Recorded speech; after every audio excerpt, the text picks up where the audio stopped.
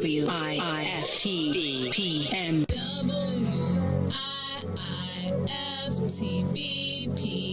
Media's just for you and me. WIIFTBP. Media's just for you and me.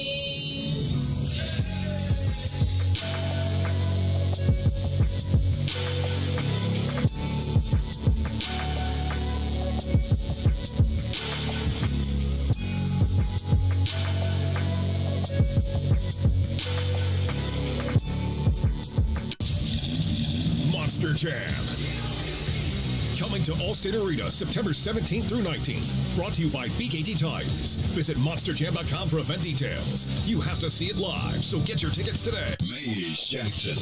If you could make up a social media holiday, what would it be? Randy said National Don't Let No One Put You Down Day. No one. What you gonna do? So when they say something crazy, you slap them? Be like me said.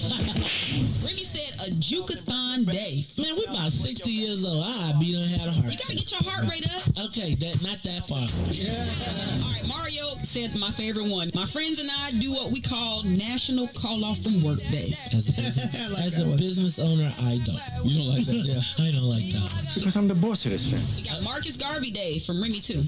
Oh, Marcus Garvey Day. All right, what will we do on Marcus Garvey Day? Call off from work.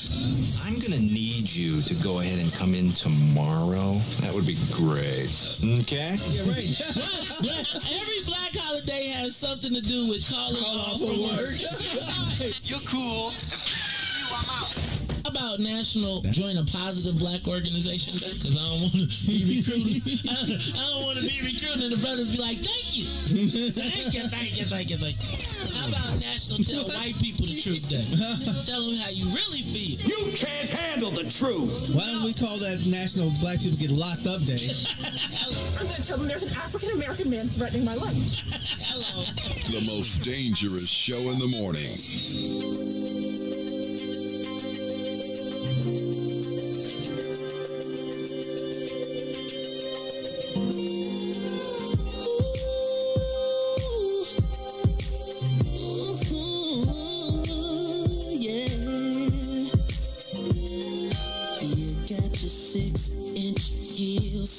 Dress, looking fabulous, got my necktie, matching cufflinks, we so classy, tell me what you drinking for, I'll pay this time, relax, unwind, it's about that time, see if your heart and love like mine, did it hurt you so bad, your love's unkind, I wanna see what you're feeling. Don't disguise your feelings. In the name of love, girl, you deserve a man that'll fight for you, make everything alright for you. You deserve a man. Gave a chance, he wasn't a man. He don't understand that. You deserve a man. You deserve a man that'll fight for you, make everything alright. You deserve a man. Boy, you gave a chance, he wasn't a man. He don't understand that. You deserve a man. We broke the ice, it's only right we keep dancing. When I pull you near, tell me what you want, I'll make it happen. Round to my love, I rent a tab this time. Relax, unwind, it's about that time. See if your heart and love like mine. It hurt you so bad, your love's unkind. I wanna see what you're feeling. Yeah. Don't disguise your feelings. You deserve a man that'll fight for you. Make everything alright for you. You deserve a man. Yeah,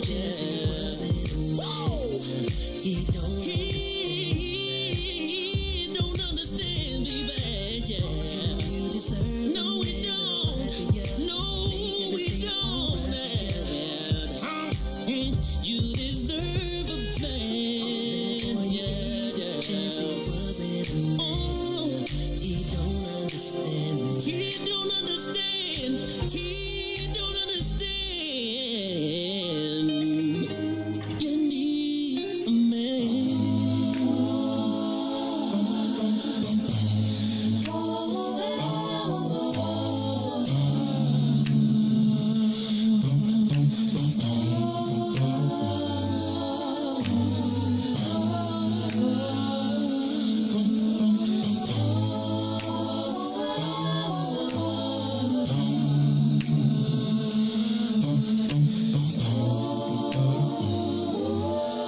Now the skies could fall, not even if my boss should call. The world, it seems so very small, 'cause nothing even matters at all. Nothing even matters. Nothing even matters at all. Nothing even matters. Nothing even See, I don't need no alcohol. Your love makes me feel 10 feet tall. Without it, I go through withdrawal. 'Cause nothing even matters at all. Nothing even matters. Nothing even matters. Nothing even matters. Nothing even These buildings can drift out to sea, a natural catastrophe, but there's no place I'd rather be, 'cause nothing even matters to me. Nothing even matters. Nothing even matters. Nothing even matters. You're part of my identity. I sometimes have a tendency to look at you religiously. Yeah, but nothing even matters to me.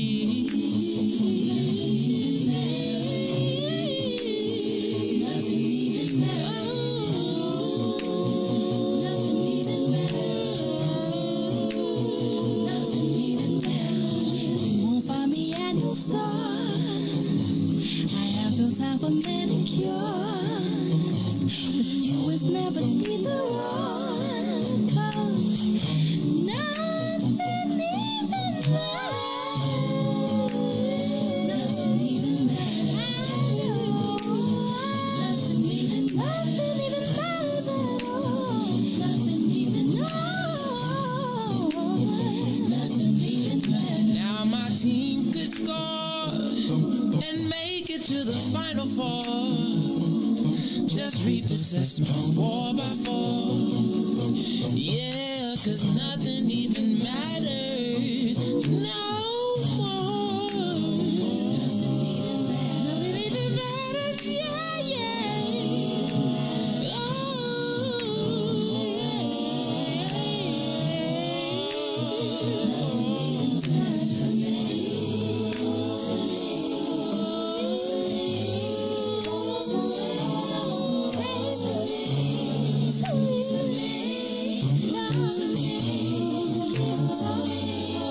Nothing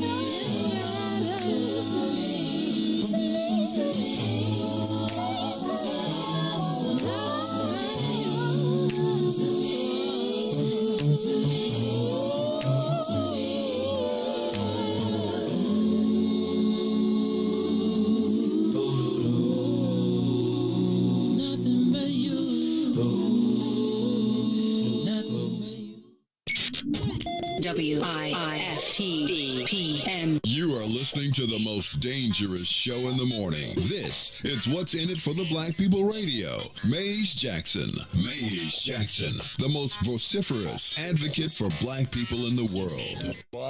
For Ruthie Moore, for Todd Stoger, I am the host of the Maze Jackson Show, asking every single day, what's in it for the black people? And if you don't like it, you can still tell them Maze said, Mayor Lightfoot, man, we ain't accepting that. We ain't accepting that. Let's go. Yeah.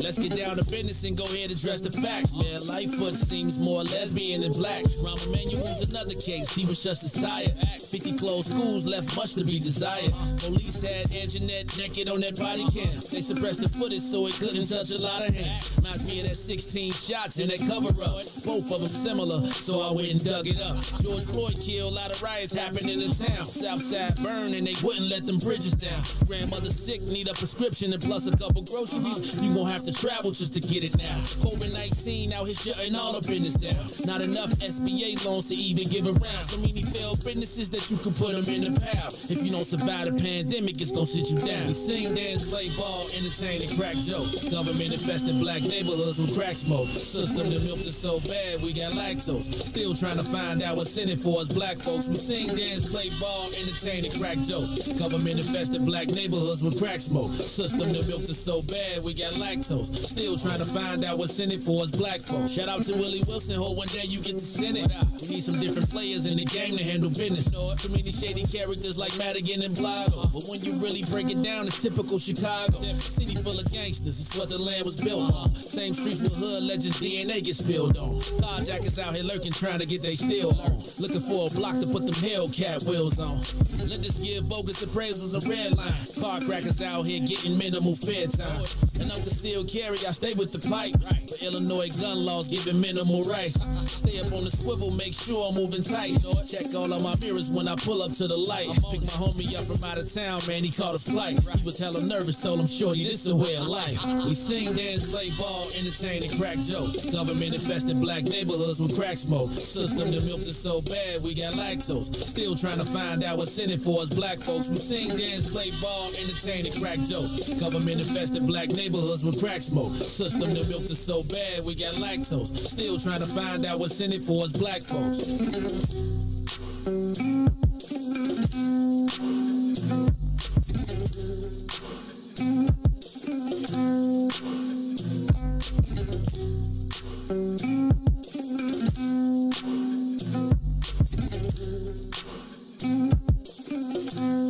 Wake up, Chicago! Wake up, world! This is the Maze Jackson Show. I'm your host, Maze Jackson, in the building. My girl, Ruthie Moore. Ruthie, how you feeling today? What up? It's Tuesday. It's Tuesday in the club on a Tuesday. Wasn't that a song? Wasn't that one of y'all whippersnapper songs from back in the day? That was back Blowing in the day. up on a Tuesday. It's the club going up on a Tuesday. That's what I've said. You was close enough, I I guess. be making my own songs up, just so y'all know. Blowing up That was a hit. on a Tuesday. I used to think I was the man. My daughter used to be like, Dad, if you You heard about it please-" from Drake, right? Who? Drake.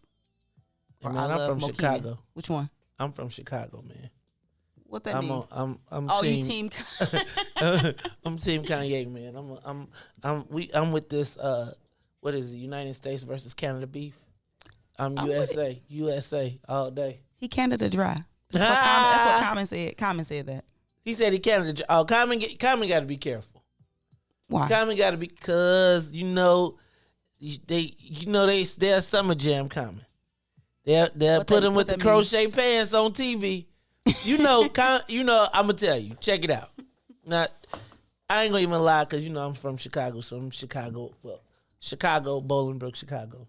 Because by the way, did you hear David Morris planning on coming out to Bolingbrook this weekend so he could watch this Molly Whopping we finna put on Simeon? Oh. It ain't any Simeon. What time the game start? I think the game starts at 7. Y'all tailgating?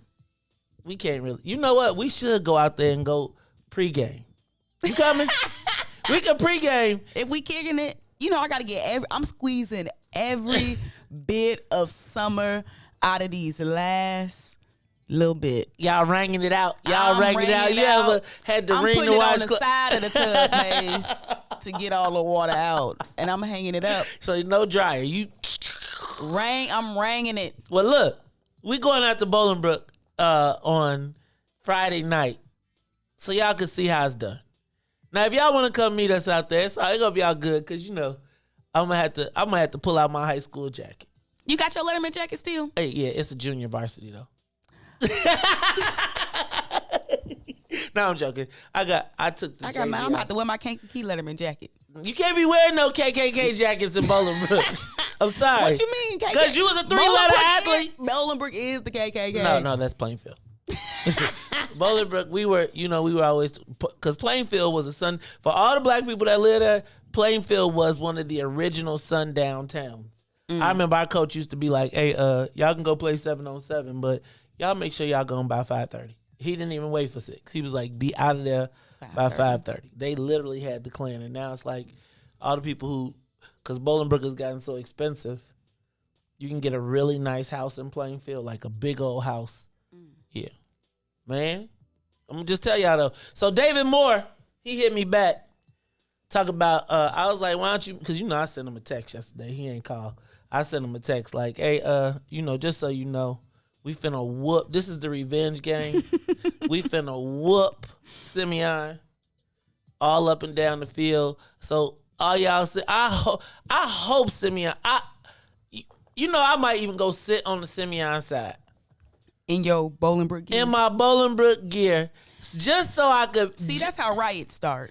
Just so we can just be clear. Who is the best? That's how riots start. How's it a riot? You know what? That's because they gonna start. They gonna pummel you. They ain't gonna pummel me now. It's gonna get serious. Then they gonna find out about. Then they gonna find out about the suburbs. Long way away. It's a long way back to Cook County. I'm just telling you. First of all, I'm sure Simeon's players are gonna be in shock when they get off the bus, and they be like, "Wait a minute, what?" First of all, they gonna be like, where is... Hopefully they've Googled it and looked it up. Because I'm telling you, they gonna be like, this is the big stage. Now they used to it in basketball. I ain't gonna even front. But I just don't know if they ready for what we got. It's just a different... It's a aight, Maze. Man. Ruthie. I can't wait to talk smack to David Moore because, David Moore was down in Simeon. He gonna have his Simeon jacket on. He gonna probably have his hat on. You think he got his Letterman jacket? I don't think he had a letter, but he got a jacket. Let David Moore play badminton. Come on now. I'm not. They got academic letters. What, like chess? Oh, you do get a chess letter. They got academic letters. Don't do the academic letter, people. Right. Well, he should go out there though. It'd be good for him to go out there and campaign though. He should shake some hands. If I was him, I'd bring my campaign squad. But hi, I'm David Moore, running for Secretary of State, and I know Mace. Because they gonna be like from Bolingbrook. But don't right they are. But don't be like don't wear that Simeon jacket though. You know what I'm saying? Well, you can wear it afterwards because we'll get you the sympathy vote. It'll get you the sympathy vote. Yeah, y'all, that's right. Twins. Everybody from Bolingbrook, we out this bad boy.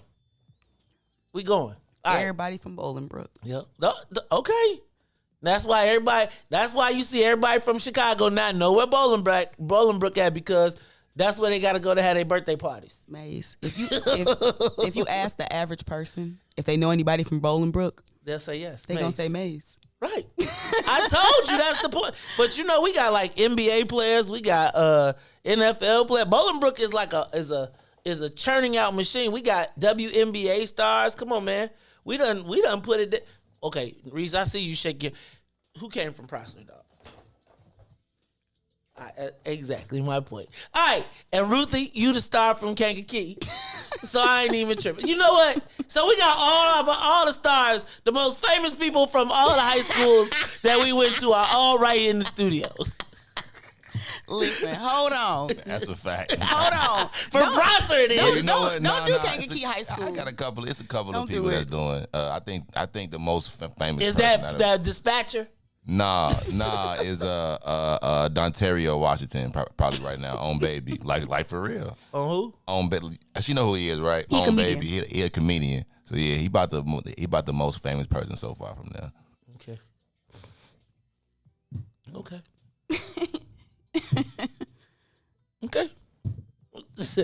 You know what? I'm gonna just let this be. I ain't gonna even go Just here. leave Man. the I'm gonna just lot. let it. Put it in the part. It's called put it in the parking lot. No, Bolingbrook did not lose last year. It was 2 years ago, 3 years ago, and not in football. Not in football. That's why I call this the revenge game. Like you might get us, and we were playing Simeon for the state championship in basketball, and we lost. And I told you, I feel like I'm responsible for that loss because I sat behind. I feel like Simeon basketball team could have cared less about Bolingbrook. They just wanted to beat me because I talked so much. I was literally right behind their bench. I wore one of the loudest jackets ever. Man, I mean, it was literally like, you know the guy Talon Horton, who now plays for the Lakers. He was on the team at the time. Like, I remember he dunked and literally walked up to me and was like, when they took over, it was terrible. But it's all good. And then when I was in the hotel, we all stayed in the same hotel. So it was like, I felt like Prince in Purple Rain. Oh, y'all wouldn't even know that part, so I'll leave it alone. All right, this is the Maze Jackson Show. This girl name. Oh, no, not that one. Okay. Now, of course, this is not Wednesday, Riis. Just hold fast. You only got one more day. One more day, okay? Before we got to put plastic on the chairs. Let us have our time. All right, y'all. This is the Maze Jackson Show. Ruthie Moore in the building. DJ Riis the Ruler, how you feeling today, man? Blessed by the best. You already know the rest. How y'all doing out there today? Oh, we're doing good. We all good, man. All right, y'all. This is the Maze Jackson Show. So, Maze, Ruthie, look, I told you, Todd, Mondays. We can't even say Monday, Wednesday, Friday. We be like, Todd on Monday, comma. I know. No, Monday and the possible. It was good to see him. It was good to see him. You know what I'm saying? But, you know, we got to get this plane up. So let's do this. Let's take this thing up to 60,000 feet. Let's get it up, and away. Let me run through some of the headlines. Yesterday, first day of school. The children and the teachers returned, but the bus drivers apparently did not. What's up? What's up with that? Why do you think they say they don't want to get vaccinated? Like, what you think going on? Have you ever seen the bus drivers? No, I'm just playing. No, I mean, I think that 77 bus drivers said they didn't want to, and then I think okay, let's just be clear. You think they got together and was like, we gonna do this? Or it was just like individual decisions that made a collective shortage? I think it came from one company, so maybe. I'm not gonna say it's just one company, because first of all, and we'll talk about this a little bit more later, but they're saying it's 77, but we were actually 400 bus drivers short. So we're almost 500 bus drivers short. That's what I'm just over wondering. the course. But I would tell you this. Was it some organizing going on? I don't know about the organizing. That's a good idea. If it is, they keeping it quiet though, right? But you know what else I'm gonna say? The you know how people was like, I'm not doing this job no more? Mm-hmm. Like if there's a job that I would be like, I ain't doing it no more, it's got to be a bus driver. Do you remember the bus driver? We gotta talk about the bus, riding the bus at 7:00, because I don't ever recall ever riding a school bus that the bus driver was not like, I'm gonna kill one of y'all one day. Ever. I mean, that's Bolingbrook for you. My bad, because the people on the bus were gonna kill you on whatever it is, CTA. But that's a whole nother story. We're gonna talk about this bus shortage because the mayor was like, you gotta have they demanded the bus drivers be vaccinated. Then her solution was Uber and Lyft, but they ain't got no vaccination. And I don't know how I would feel about putting my kindergartner in no Uber going to school. But you see how much money they giving, man. Not having a bus is a nice little hustle. 1,000 and then 500 a month. Per month. Hey man, shoot. I mean, that would cover like more private transportation costs. Sort of. That private transportation ain't no joke. But that's crazy. $1,500, $1,000 starter pack. Man, first of all, man, it's like CPS is like the lick right now. You get $500 a month for food. You get $500 a month now for transportation. Man. You know, I think these are common sense, no-brainer things. I don't want them white people up north getting that. Dang. Y'all be tripping, man. All right, Maze Jackson Show. Y'all just be getting everything away. We can't have nothing to ourselves. All right, did you see Hurricane Ida? power out. They said that the whole power tower fell into the ocean. 150-mile-an-hour winds. Like, I know this is going to sound... So, first of all, my thoughts and prayers go out to every single person that is living through that. They said it was more powerful than Katrina. Fortunately, they built the walls higher. They did not, though. It did not stop the wind from knocking the power grid into the ocean. And so they said it's going to be probably like 2 weeks without power. I was thinking, like, you got to hustle when you could get power, like you can run an extension cord. Mm-hmm. But when you can't run an extension cord, I can't imagine what it's got to be like for not like 1 day, but like 2 weeks. You can't plug your phone in. And it's hot. And you can't keep your meat. You got to barbecue every day. You got to figure out, I mean, I don't know. Do something right. Right. I mean, I guess ice is probably the number one commodity. Right? Think about how valuable ice has got to be right now. Anyway, I am looking for whoever is going to be sending clothes, stuff. I want to make sure we do it right. But I have a ton of clothes, so we were planning on giving them away. Man, Ruthie, they just played you. Not just played you because, what? Carrie just went straight through the closet. Like, ooh, again? Yeah.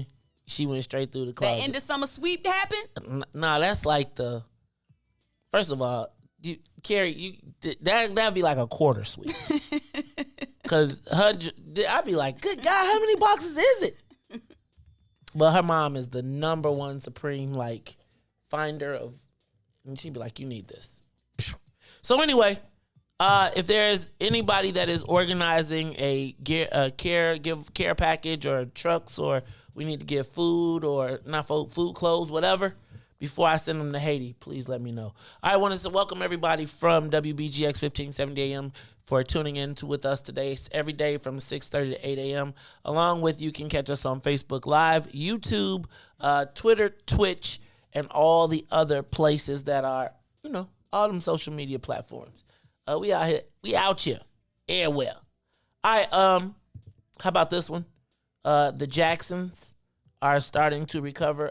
Jesse Jackson is at the Shirley Ryan Ability Lab and Rehab after a bout with COVID, a breakthrough case of COVID, and his wife Jacqueline Jackson has just been moved from ICU to a regular room while she is still on oxygen.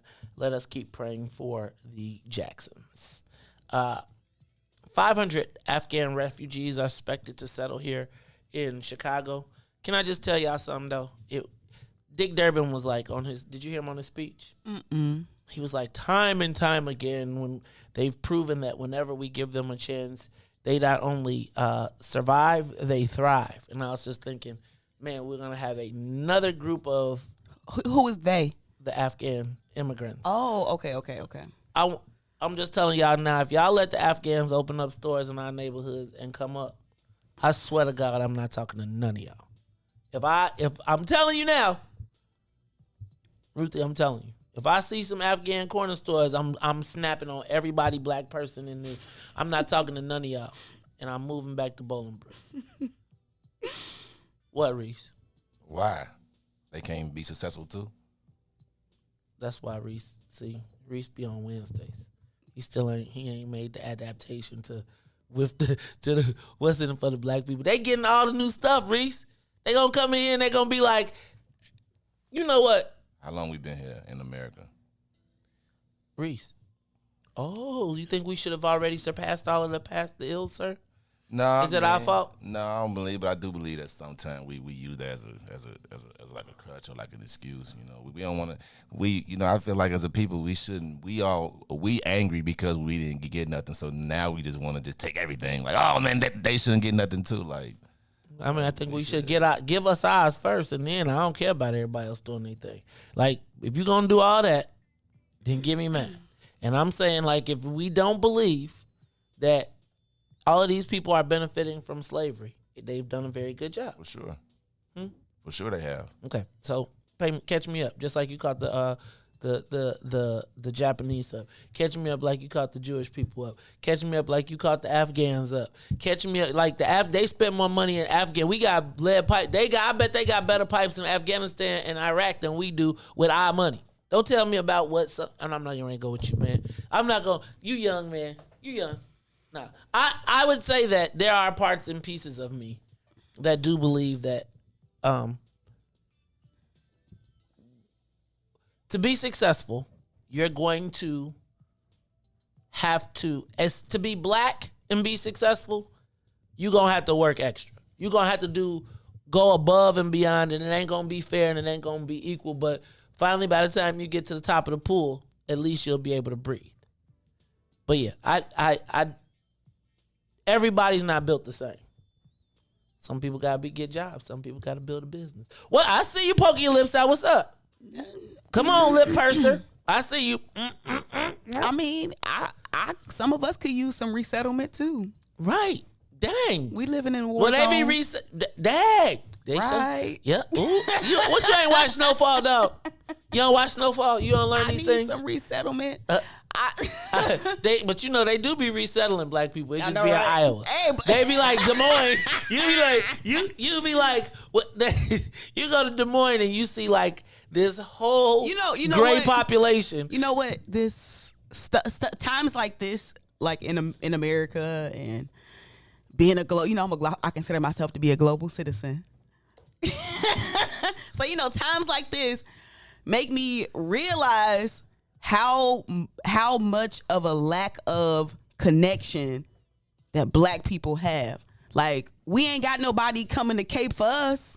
Like, where our organizations? Some of us, we need some resettlement. We need all these wraparound services. We need our reparations. So when you see stuff like this happening and like the global response and a nationwide mobilization, it's just like, dang. I was just gonna tell you, and guess who's doing the resettlement here? Who is it, Maze? Heartland Alliance. I told you. Didn't I say that when I said Heartland Alliance? They equal opportunity. Heartland be like, we getting this money. We'll take it. Right. Because they had remember Heartland had the little Latino, the people, right. They built it right in the middle of our neighborhood. They was like, they have every service available to them right here in the building. I remember somebody being like, yo, you putting trauma services for some people from Mexico in the neighborhood where it's the highest shooting. It's okay. It's the grants game. It's the best. Somebody got to get the money. Right. Just not the Negroes. Okay. How about this one? What y'all think about this? I think China is getting ready. Well, first of all, and I'm going to ask this in a little bit. Did y'all see China is saying that all of their kids now can only play video games for 3 hours a week? Mm-hmm. They can monitor. Like holidays. 3 hours a week. You got to register with your ID number.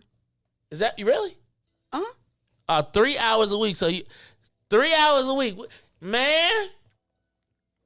That's crazy. Well, not actually. I think it's actually kind of dope. It's like they taking care of the parenting that some parents need here. But if you see how they kind of recognizing like the detriment. I'm saying we don't though. We say everything is good for us. China is also. You see, they having masculine classes now. Mm-hmm. China is like we getting ready to be the dominant force, and we can't be having like girly boys. So they like tired of the K-pop and all the. They ain't so it's playing. like they trying to have a cultural revolution. Right, they trying to have men. They don't want the women to be bigger than the men. China is definitely one of the biggest threats to America. They in the gym. China is in the gym right now. In the gym? No, they more like they out the gym. No, they done probably. Never mind. Go ahead, say it. They hacking and probably figured out how to build a robot so that they ain't got to be in the gym. Man, did you see that video of them robots doing them flips and stuff with the guns? China is one of the biggest threats to America. And if you look at how they have ties to Mexico, and if which you is look run at how by a certain type of organization, I've been seeing that too. It's over with. Did you see they was putting up the stories about the Chinese money launderers now with the cartels? The drug trade, and we share borders with Mexico. So what else is another threat to America? Mexico. Don't. And we ain't even say the R word, which is Russia. I ain't in it.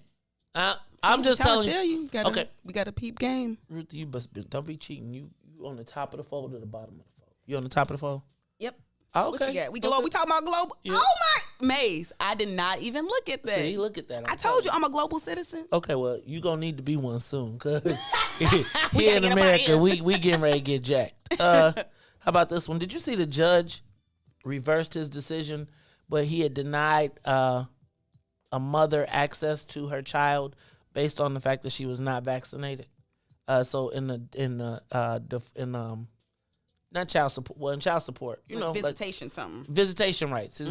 He denied a mom visitation rights of a child because she was unvaccinated. He had to reverse the decision. That's gonna be there's just a lot of stuff that's gonna be twisted up in this whole process. And here's another one, Ruthie, that as soon as I saw it, I thought about you. Did you see DuPage Medical Group? They had a data breach of 600,000 people. What? And I was like, DuPage, your medical health, because they getting ready to be taking all y'all vaccination records and being like, I'm such and such. Who breached it? I don't know, Ruthie. You go look it up. The beach cop is now on desk duty. The beach cop? Yeah, the beach cop. The beach cop that was assaulted the girl. The yesterday. White shirt. He wasn't in a white shirt. He wasn't a white shirt? No. Was he a white shirt? If he was I thought he was. No, he's a blue shirt. And then the last troops leave Afghanistan. Look, I'm going to take a quick break. We're going to do some news, traffic, and weather very quickly, and then we'll be right back. The Maze Jackson Show will be back after this break. WIIFTBPM Monster Jam. Coming to Allstate Arena September 17th through 19th. Brought to you by BKT Tires. Visit monsterjam.com for event details. You have to see it live, so get your tickets today. Shop at Black-owned and operated Solo Beauty, where you are appreciated and respected. Located at 8158 South Cottage Grove, Solo Beauty can supply all of your black hair care needs. Solo Beauty is open from 11 a.m. to 8 p.m., Tuesday through Saturday. And now, traffic and weather. Good morning. What's in it for the Black People Media family? The time is now 6:41 a.m. and I'm Riis the Ruler with your Chicagoland area sports, weather, and traffic update. No Chicago sports yesterday, so we're going straight on to traffic. On the Kennedy O'Hare to the Loop was 21 minutes. Outbound to O'Hare will be 17. On the Eden inbound from Deerfield to Exchange 28, Exchange to Deerfield will be 27. On the Eisenhower, Thorndale to the Loop is 32. Outbound will be 27. On the Stevenson from I-355 to the Dan Ryan is 29 minutes. Outbound will be 34. Bishop Ford, I-80 to the Dan Ryan, 36 minutes. Back out will be 30. The Dan Ryan is 18 minutes to the Loop, 16 minutes to 95th. DuSable Lakeshore Drive South, 55th to Jackson, as well as Jackson to 55th is 7 minutes. On the north side of things, from Randolph to Bryn Mawr, as well as Bryn Mawr to Randolph is 8 minutes. Today's weather is currently 70. Today will be a high of 81 and a low of 68. I'm Riis the Ruler, and I hope everybody is ready this morning.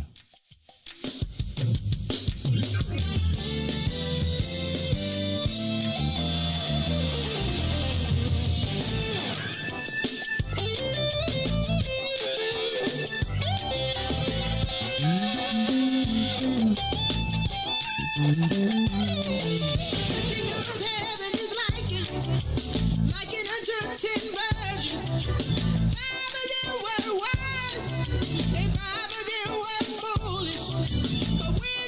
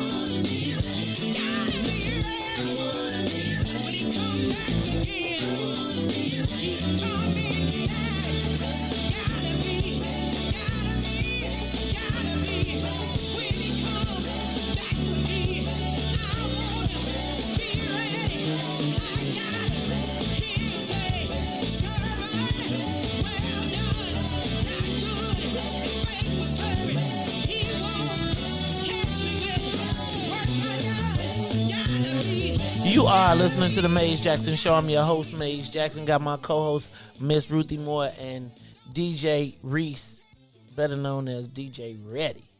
Party in the front. Oh, what is it? Business in the back, in the front, party in the back. DJ Riis the Ruler taking us to church on a Tuesday morning. You know, I think I'm starting to feel like Reese's favorite show might be Church Chicago. I'm starting to feel like, you know, he be sinning on Wednesday. I think Riis might be in the deacon board. I think Riis might be the deacon. All sin is equal, Riis. No, it ain't. That's what they say. That's not. That's what they say. So when you kill somebody, it's the same. Yeah, that's what they say. That's what it say in the Bible. That's what the Bible say. Look at you. Want to follow the Bible when it's convenient. You just got to be ready, y'all. This is the Maze Jackson Show. Y'all do make sure y'all check out Church Chicago on Sundays at, 9 o'clock, 9 a.m. to 10 a.m. They do their thing. I really actually enjoy them. I enjoy, I went to church as a kid, so I love me some, and they don't be playing all that newfangled Kurt Franklin, step up, stomp, Jesus, yeah, hell. That ain't even the new. rapper. That ain't even new no more. The rapper church. They don't be doing the rapper church music. They be doing the, like the motherboard, like the lady with the wig. You know how it's a lady with a wig who can sing her butt off though. She be, she, in the pastor be trying to get the mic back from her, and she won't, the pastor be like, all right, you've had your solo. She been practicing her solo for 2 weeks. That's the music they play. Like when it's a big old choir, not like the 4-man choir. They got like the mass choir. That's what I like. So I like the old, the old good old stuff. All right, this is the Maze Jackson Show. Ruthie,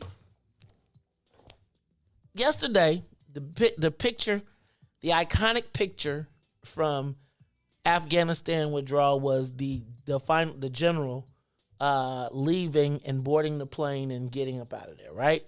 And it's like, we are officially out of Afghanistan. I think we're going to probably drop a couple more bombs on them on the way out. You know what I'm saying? And get on up out of there. They say Afghanistan is the place where empires go to die. Great Britain went there and fought and lost and drained all of their country's resources. And now they're not really Great Britain anymore. They're like Britain. Then Russia. I remember all through my high school and like when the movie Red Dawn and all that stuff was going on, and Rambo went to Afghanistan to fight the Russians and all that stuff. And Russia pulled out after years and years, and it was during that time that they fell off. And now here we are pulling out of Afghanistan after 20 years of what? Now 20 years, y'all. Do y'all understand? Yeah. 20 years means 2001, like the turn of the century type joint. We've been in this war, the longest war we've ever been in. And Ruthie, something about us leaving just felt like America is not the America that I grew up with. Like the America the great, like America the strong, like I pledge allegiance to the flag of the United States, like And I was gonna say, has America fallen off? The social media question of the day is, has America fallen off? The social media question of the day. Hey, dog, you supposed to be ready. You supposed to be like, hey, Maze, I got something for you. You're not supposed to do it over my voice, right? See how you do me? See, Reese? Reese reproducing the show. He looked at me like, dog, you ain't going to say with a big voice? Right. I forgot, dog. Okay, I'm human. I forgot. Sorry. Reese, give me the big voice, man, one more time. See? Got to be ready. See? Got to be ready so you stay ready. Now, the big voice, Reese. Time for the social media question of the day. Ruthie, has America fallen off? I was going to say we used to be undisputed. I felt like in growing up, I thought America was the greatest thing, the greatest country in the world. I still think, because I've never lived anywhere else, and I've been to some places, and I'd be like, nice to visit, but I'm ready to go home. That could just be I'm just what I'm used to. But the premise that I've always felt like is most of the times I'm like, whew, glad we ain't got to deal with that. I remember going to Paris, France, and being excited because I was like, this is where black people was free. And then I got off the subway, and the cops was like, because I was dark-skinned, they was like, where you going? And they hit me up, and then when I showed them my American ID, then they was like, all good. I remember going to the club in Paris in Black Fashion Week, and they had rented out the biggest club on the Champs-Élysées or whatever the name of that street is. Mm-hmm. And all the black, like it was Fashion Week for Paris was the week before, and then they had Black Fashion Week, and it was these Senegalese rich. I mean, I'm talking about they was rich. They threw this Fashion Week fashion show. It was crazy. I'd never seen like naked people wrapped in saran wrap and everything. It was just like some stuff you would see on TV. It was like, wait, you really gonna wear that outside? Anyway, I remember I kept being invited to the after party. They had rented out the biggest club on the Champs-Élysées or whatever the name of the street is. And they got to the club, and when the owners, the promoters found out that they were black, he didn't let them in. And so they turned away all the models, everybody. And it was just like, dang, it's racism everywhere. Mm-hmm. So I want to know, has America fallen off? In my eyes, I feel like the peak of Americanism in my life was 9/11. Because when 9/11 happened, I felt like everybody in the country that was an adult was an American.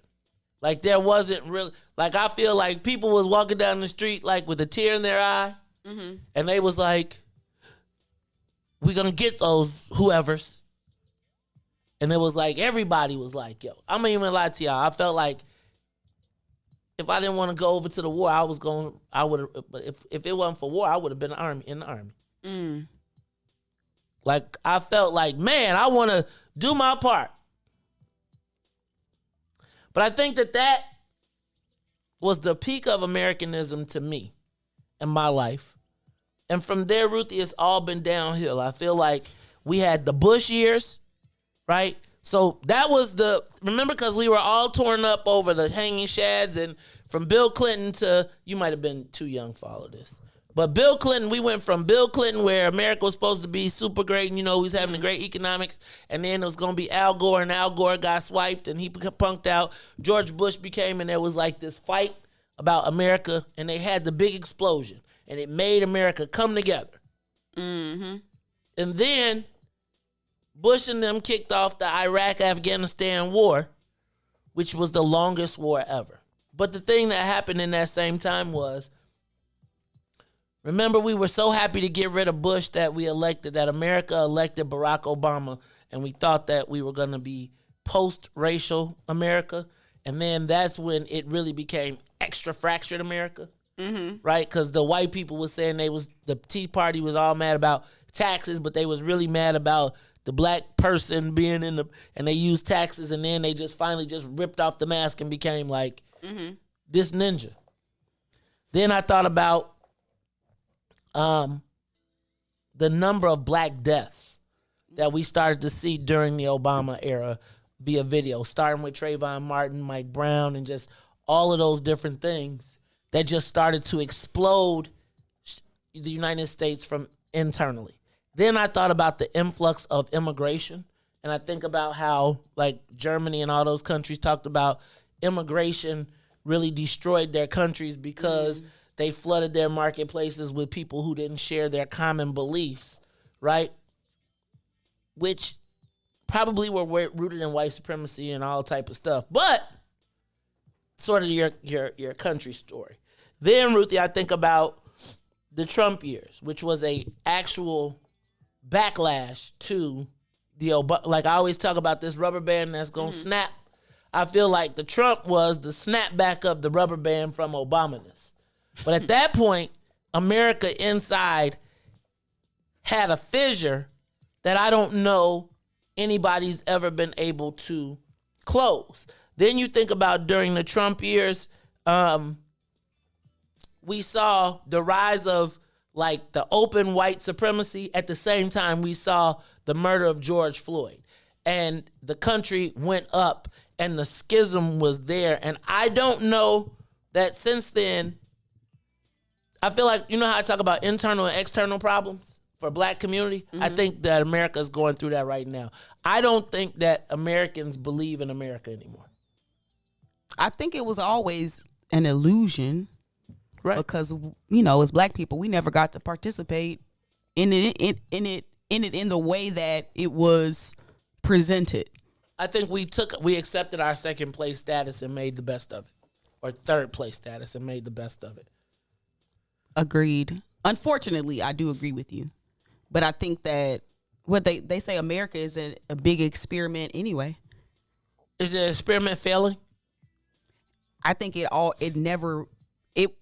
hard because we got to kind of talk about like two different Americas in a sense. Like I think the white people illusionary pledge allegiance, fly the jets during the NFL, like that's one aspect of America that I think as a black person, like sometimes those things can get you, because when you're young, you know, you stand up for the pledge, you do all the things that you patriotic, then you really find out your position in society, and it's like, whoa, hold on. And I think a lot of black people, we have such I'm just gonna say like a love-hate relationship with the illusion of America. That's as Chris Rock described it, it's like the uncle who paid for college, but he molested you the whole way through. That is essentially our existence in America. But I think it's now, Ruthie, beyond black people. Right? Well, like, I think I feel like right now what America and some of the people in America are doing is what black people been doing, what we've been trying to do. Like we've been resisting and we've been protesting and we've been talking about how these systems impact us. But it's like when COVID hit and everybody got them checks, it was like, are y'all serious? Like black people, we've been needing this type of reprieve. Like we've been needing infusions of these resources that y'all got. We've been needing like healthcare, like en masse, like.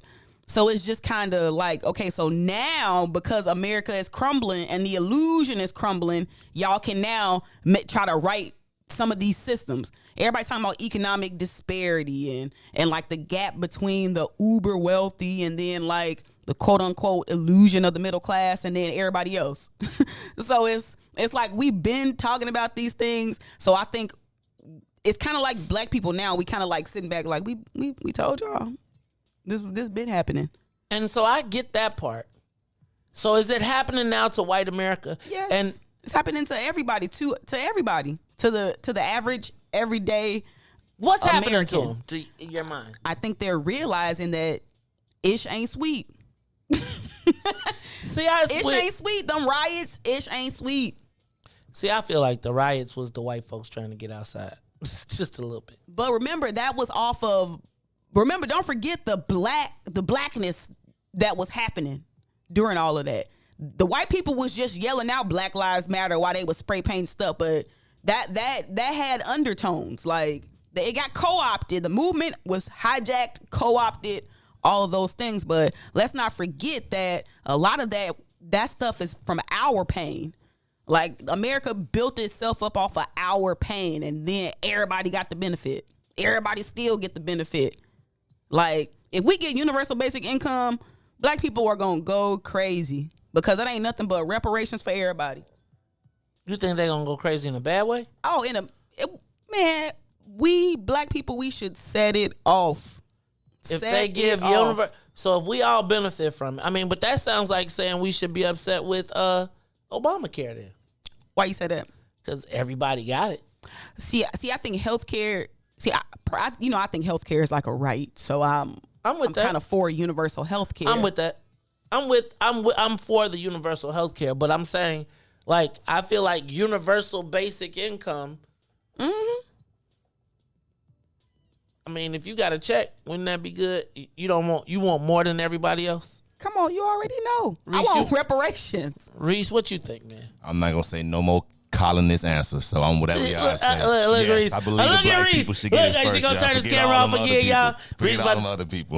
Reis finna turn his camera off, y'all. Your opinions are valued. Yeah, Reis. man. Reis, it's like this is the whole place where you get to share different opinions. You know, you be reading them comments. Them comments, you can't let I like the comments. I be joking around with them. I'm saying, but Reis, you think you think black people deserve reparations? Of course, but I just don't believe that we should be waiting on reparation. You know, I'm with you on that. Deserve it. Yes. Are we gonna get it? So are we gonna sit there and wait for it and then say, oh, we ain't got it? Like if somebody tell you that they're gonna do something for you and they never do it, are you gonna wait until they do it, or are you gonna say, what, you know what? I'm doing it myself. Like the great Mays Jackson say, don't put your fate in nobody else's hands. See, Reis, and I like how you described the Mays Jackson too. See, yes, that's what I'm talking about. Now, Reis, I think that's. Can I tell you something though? I think, and I don't know how to convey that. I'm glad you said that, right? Like, I'm through waiting on America to be fair for me. So I'm not going to wait. Like, I ain't gonna starve waiting for America to be fair for me. I'm about to get my hustle on. Now, I'm going to get my hustle on. I'm going to hustle with my people, but we going to eat. We starving is not an option. You can call it capitalist, you can call it whatever it is. There are the hunters and there are the hunted. There are the foragers. Look, yo, we eating steak around these parts. However we got to do it. Not at the expense of our people, though. And that is where I think the difference is. I think ideally my goal is that we could hustle together with our people and build our own space. Because I feel like when you see them millions and billions moving around, like I swear to God, some places where I sit, you watch the amount of black people walking in and out of these white folks and Arab stores, and they just cleaning it. Like, you be like, dang. And then you go drive out to Palos. And you be like, black people built this. Black people pay for this. It's the Mace Jackson Show. We're going to take a quick break. We're going to get some news, traffic, and weather. We're going to even get a song in. And then we will be back. Maze, Ruthie, and DJ Reis. The Maze Jackson Show will be back after this break. WIIFTBPM. Broken screen? Crash system? Are you in need of spyware or virus removal from your computer? Well, contact RPC Computer Repair in South Shore and let us help you with all your computer repair services and print needs. Need office or print production services, copies, scans, fax, or even notary service? Then stop by and support RPC Computer Repair and Print Shop located 1741 East 71st Street in the 71st Street corridor, newly revitalized South Shore areas, and let RPC be your one-stop shop, where we believe RPC is your PC. RPC Computer Repair is also a UPS access point where you can drop off and pick up your important packages. So let RPC be of service to you. Call RPC Computer Monday through Saturday, 8 a.m. through 6 p.m. at 773-966-4457. That's 773-966-4457. Visit RPC at rpccomputeringinc.com for more information. And now, traffic and weather.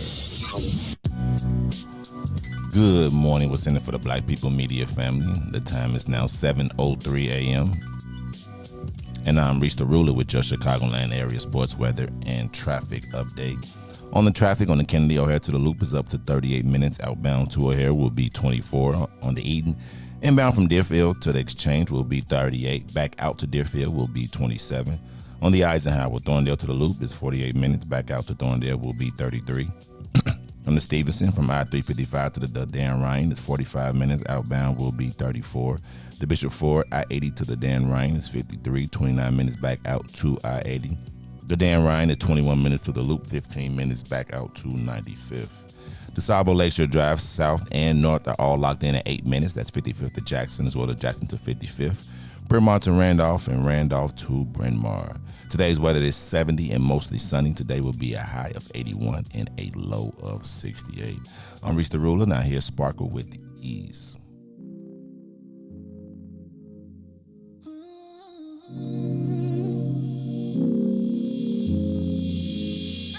You see me, you see him, my best friend. He hold me down like ankles fighting the waves. Upon not to my crime, yeah, I do time. Till I'm with you, I'll be counting the days. Yeah, ooh, been through so many things, but we always get through. Yeah, ooh, it ain't always perfect, but it's worth it.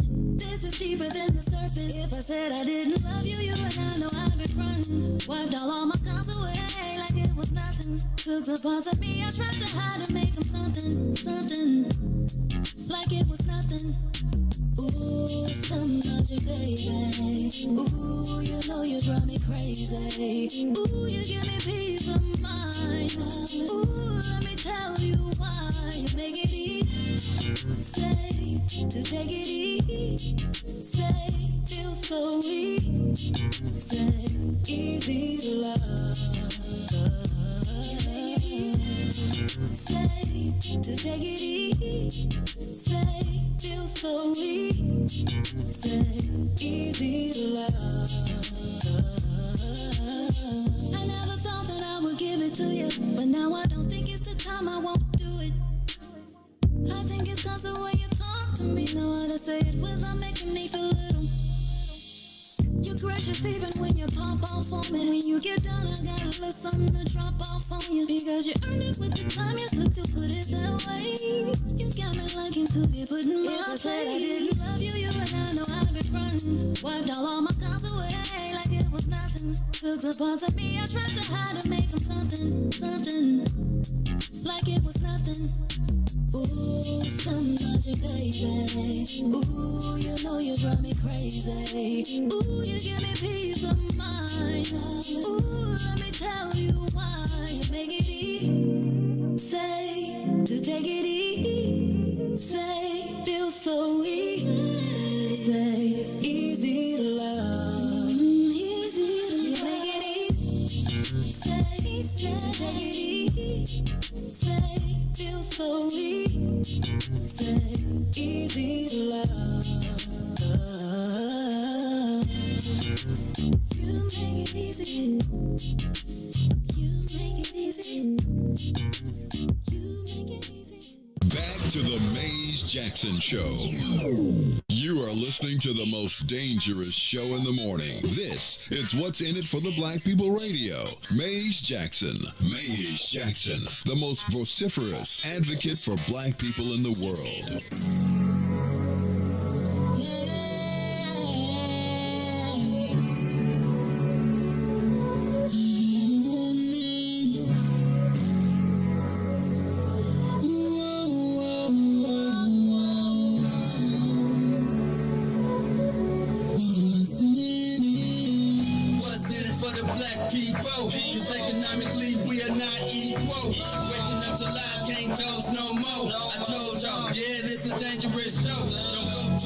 If you ain't trying to help us, don't even try to be around and can't protect us.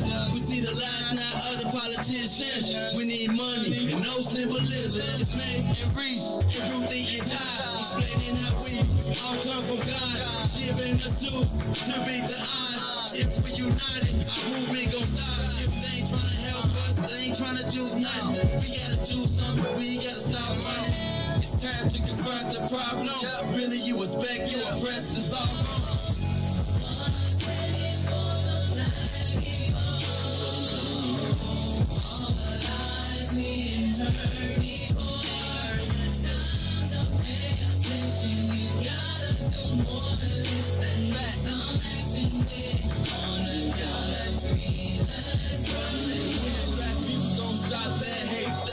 In the mirror, realize you great. Yeah, we always argue with our brothers, but ain't nobody gonna take our place. Just stay in tune and stay on top about who forwards, about who not. Just green light all the black economy, then watch all the shooting don't stop. To my black people in power, just remember we put you in power. If you really wanna save all the black princesses, be Mario and not Bowser. They gave us a hard job. We gon' make it if we do it together. Divided we fall, we gotta evolve. With confidence, you are ready before you started. With no confidence in the people, we always gon' be defeated.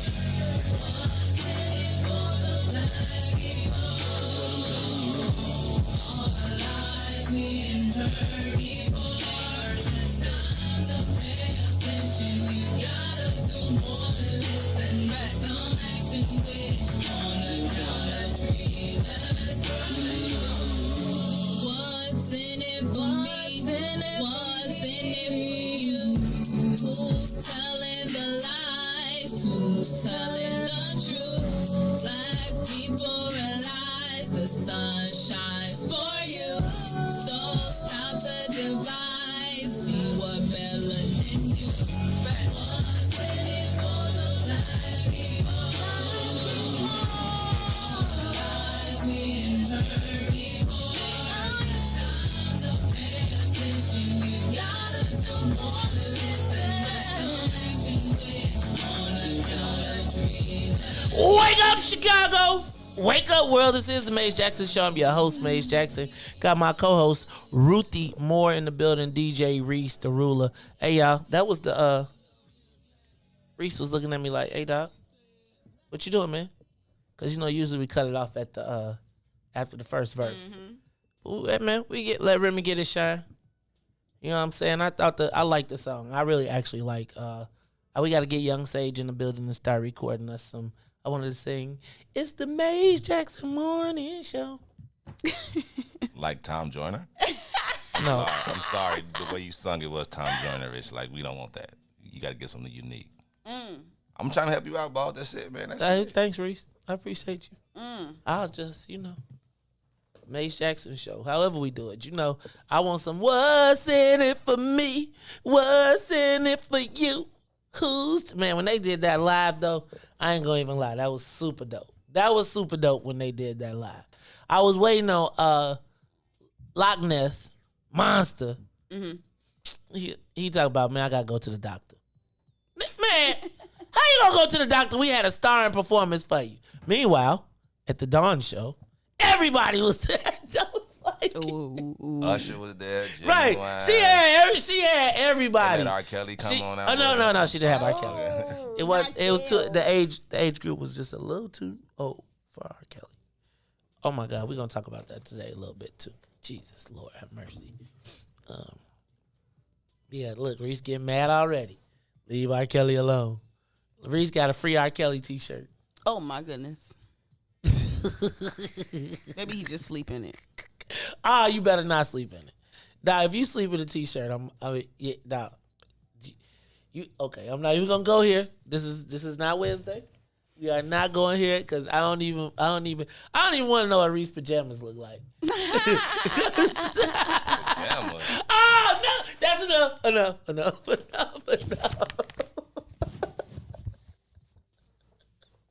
All right, y'all. So when did America fall off? Or did it fall off? Do you think it's fallen off? Do you think America is like the world's most dominant superpower still? I think every great empire falls, but I do think America is now suffering from internal cancer. Well, remember, some of that was also, some of those seeds of discord were fanned through, international means. Don't forget. How? It was psychological warfare. Remember how Russia infiltrated a lot of the social media accounts and was, fanning those flames of discord that exist. You believe that? Yes. Yeah. What? Yes. This is on record. This is documented. This is a thing that happened. But I mean, it was an interesting exploitation. It just kind of shows you how psychological warfare works in terms of media manipulation and social media manipulation. Okay. Yeah. I think and so do you think what do you think it exploited? Do you think it was race based? Do you think it they think they used the underlying racial? They used the Donald Trump atmosphere. Now, they used the Donald Trump atmosphere. Let me ask a question. What do you think was the genesis of it? Do you think Obama was the catalyst for striking the match?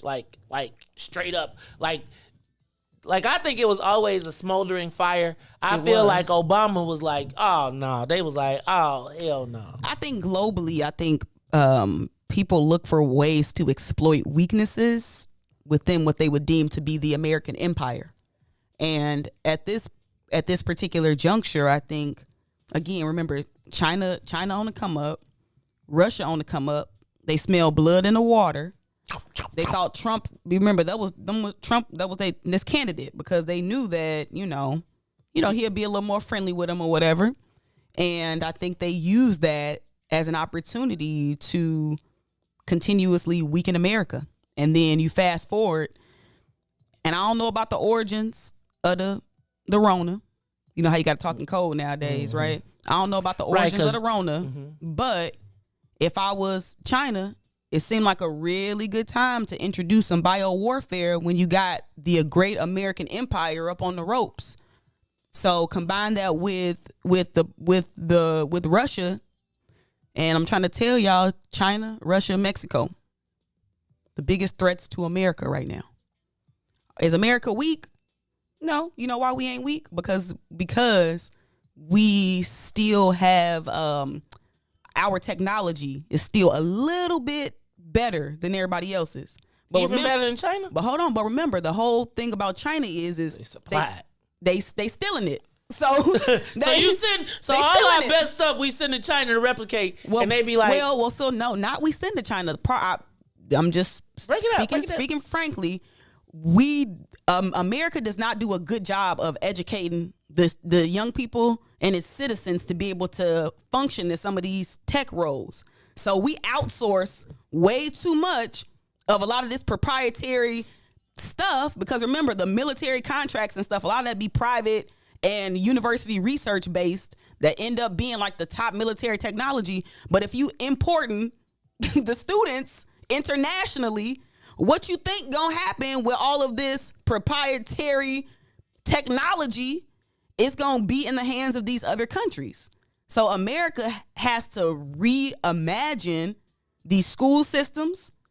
Like, that's number one. Well, just think about that. When you talk about that, it's funny you say that, because I remember they were just saying how it's not a friendly environment for Illinois students to go to U of I sometimes, because they get more money from the Chinese students who are willing to pay full price, who then bounce out. But see, come on, tell me. Don't be I'm just saying it's a problem. But see, when you talk about stuff from this perspective, then you can be labeled to be racist. Oh, you xenophobic. Oh, you anti-Afghan. Like, I don't know what they call it if you anti-Afghani. You. So it's kind of hard to have these types of conversations without seeming. It seemed like they discriminatory. And so if you say, like, you know what, I'm close the borders, build a wall, it's like you can't really. Sometimes it's hard to engage in these conversations without people being offended. But if you really look at these universities, like, just think the China people was trying to sue to keep us out of school too. They was like, the Chinese people was like, we are discriminated against at Harvard, and they was the leading lawsuit against letting us come. But yeah, exactly right. They did file they filed a lawsuit.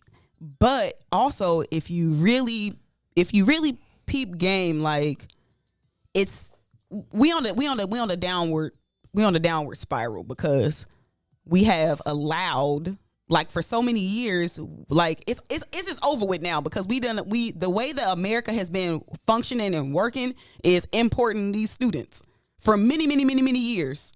Most of the times when we hear about like espionage and things like that, who would normally be? It normally be like Asian students or Asian people who secretly still working for the Chinese Communist Party, because guess what? That's their culture. So if you literally from when they young, they be sending people over, Ruthie, to infiltrate. You should watch did y'all watch the thing on HBO about Every Breath? Let me get your log. I'm gonna let you get my log in so you can check it out. But they were talking about how the Chinese, man, you gotta watch it, because I don't even want to start talking about the old Rona, because then the next thing you know. But boy, we down bad, y'all. I think, and let me just say this, and then I'll get off of it. When you look at who they're classifying as like black hires within medicine, business, technology, they look black, and I just leave it right there. So internationally, we a little down, because now it ain't just first generation.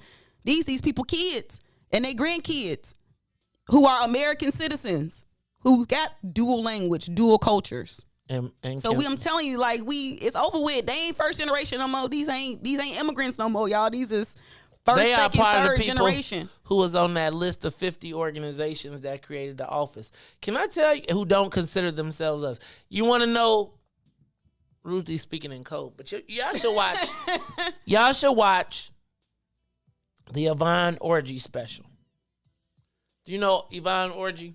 She's the comedian, the girlfriend of she. First of all, she was in the Vacation Friends, the thing that Lil Rel just did. She was his wife, but she also is Issa Rae's best friend in Insecure. Oh yeah. She's a stand-up comedian. Man, named Molly or something on the show. Molly, right? And Molly on the show is us, right? But if you watch the special, she told you what her mama said about us. It was and everybody was ha. I was like, but we finna be all. They don't love us, yo. They don't. It was that. You should watch that Yvonne Orji special before y'all start getting mad at Ruthie, because I didn't say it. All right, it's the Mace Jackson Show. I'm your host, Mace Jackson. Riis the ruler. Hey, y'all. Riis, let's open up the phone lines. Anybody call? Y'all got any questions? Y'all want to call, talk about the social media question today? Good. I want to talk about first day of school yesterday. Ruthie, it was the first day of school yesterday, and can I tell y'all, I must tell y'all how nice it was to see all y'all kids' pictures of their first day of school with their little masks on and just being all prepared. And I'm not going to lie, I used to love the first day of school. And I love, I'm not going to say I miss that interaction of the kids going to school the first day, etc. First time, it was, this is the first time CPS has been back before Labor Day. I want to know, how did the first day of school go for you? Did you feel like your school was safe? Did you feel like they were well prepared and ready to receive the children? Were your children ready to go back to school? Right? Did they fake like they didn't want to go when they saw their friends? They was like, what was the return to 5-day-a-week school like for you yesterday? Ruthie? The Delta variant, I feel like it was this, maybe it wasn't just a few months ago when I felt like we were being told that everything was all good. You know, we had beat Corona and everything was done. And now it seems like we're on the uptick. You look down south everywhere, the hospitals are starting to fill up, which is the number you told us to watch. You said, don't worry about the positivity. Look at the hospital rates. We saw Houston just shut down their school system for a week to get a hold of coronavirus. We went back to school yesterday. My son went back 2 weeks ago. Mm-hmm.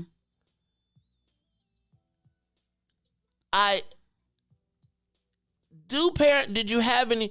I was listening to a lot of interviews, and parents had trepidation about sending their school back, but they were also feeling like it was a cost-benefit analysis, and all things, they'd rather take their risk with the virus and send their kids back to school. I think that's the calculation that a lot of parents have made, because I think if you have children, you can see the draining of them physically and like socially by being isolated. So I'm curious to know, were you happy to go back? Did you send your kids back to school? What were your thoughts? Give us a call, 872-259-7474. A lot of the information that we're being given is rapidly changing. CPS said, CTU said they weren't ready to go back. They didn't feel like the mitigations, because if you think about it, some of the standards that we set during the strike, or not during the strike, but to go back to school, we're way over those numbers now. Mm-hmm. We've changed a lot of the rules. The rules have changed. And I feel like I don't know how to explain it to you, Ruthie. So I'm curious. Give us a call, 872-259-7474. Parents, if you could have kept your children home, would you have? Why you laughing, Ruthie? I know some parents, they threw them kids out the car. Right, they was it was still moving. I was listening to some people like, yo, man, talk to me. Give us a call, 872-259-7474. Would you have kept your kids home if you could have? Ruthie, talk to me. You know, it was nice to see the kids going to school. It was nice. But you know, and I know that young people need to be kind of in school. I think part of the thing I struggle with is that this goes against everything that it goes against science. And so it's just interesting. I do think it's like it is an experiment, and we just gonna have to see what happens. And I think a lot of it's gonna be like just kind of case by case. I hope that people just stop kind of saying stuff as facts and just be like, okay, we don't know. Like, but the challenge, I think, is how do you put parameters in place for things that you don't really know or don't understand? So I know they got air filters in all the schools. Or air purifier, whatever you want to call them. But didn't they say those don't work though? I mean, I just need to say, like, everything I've been reading, the air purifiers they don't purify the air, but that's okay. Unless it's like a certain size, right? You funny, Maze. It has to be like a certain size, because I think the virus is like really small or whatever. So maybe they got the proper HEPA filters or whatever. But I don't know. I think it's a lot of I don't knows. But I do know that the kids need some type of school. Yeah, I feel like this reintroduction to school, and they're saying also that Dr. Fauci wants to make it a mandated vaccine. The mayor hasn't gotten that far. Here's me.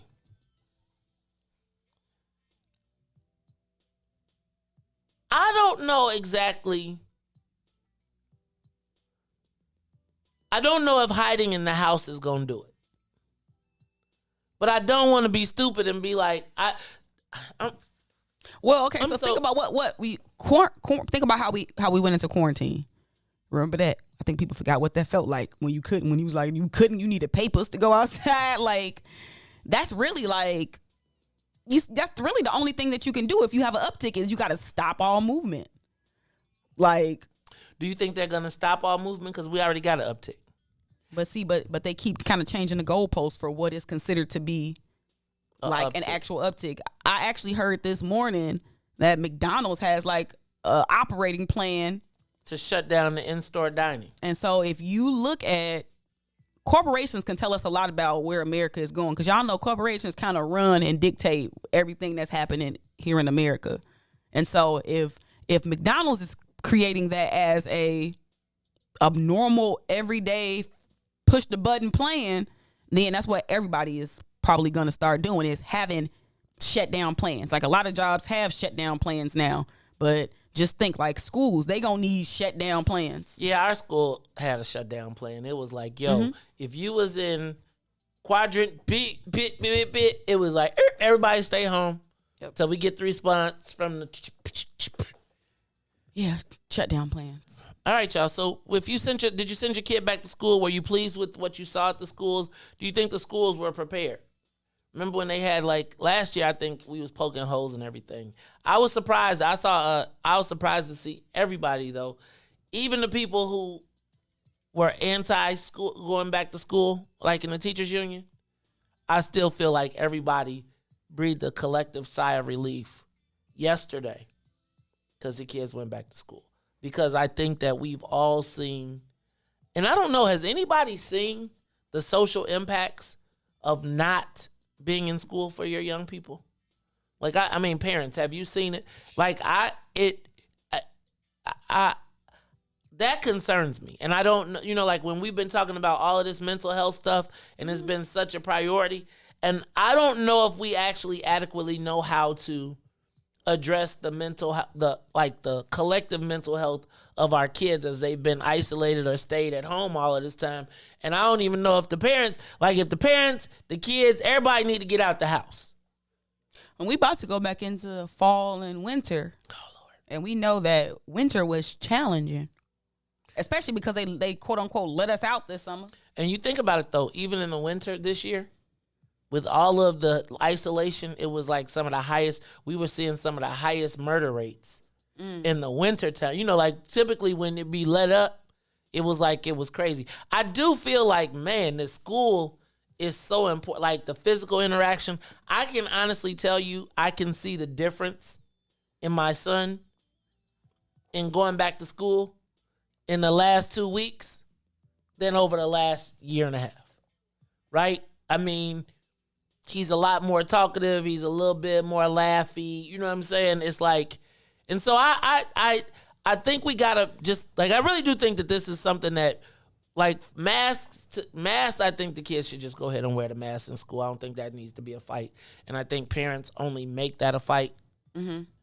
At home, the kids, if they could go back to school and wear masks and be safe and do what they would, I think it wouldn't be a fight. I think a lot of these parents in the suburbs and other places that are fighting the masks are creating this hysteria with the kids. Kids have always had to follow the rules in school. You think teachers should have to be vaccinated? I think maybe there should be two categories.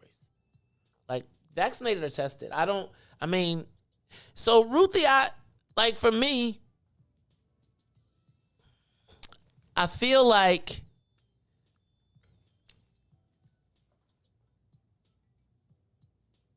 the only reason, I didn't like the flu vaccine. I never really got that. This thing, it didn't hurt me thus far. I think that they set the rules. I think your job set the rules, right? I don't think you should be able to force anybody, but I think you got to take the consequences of it.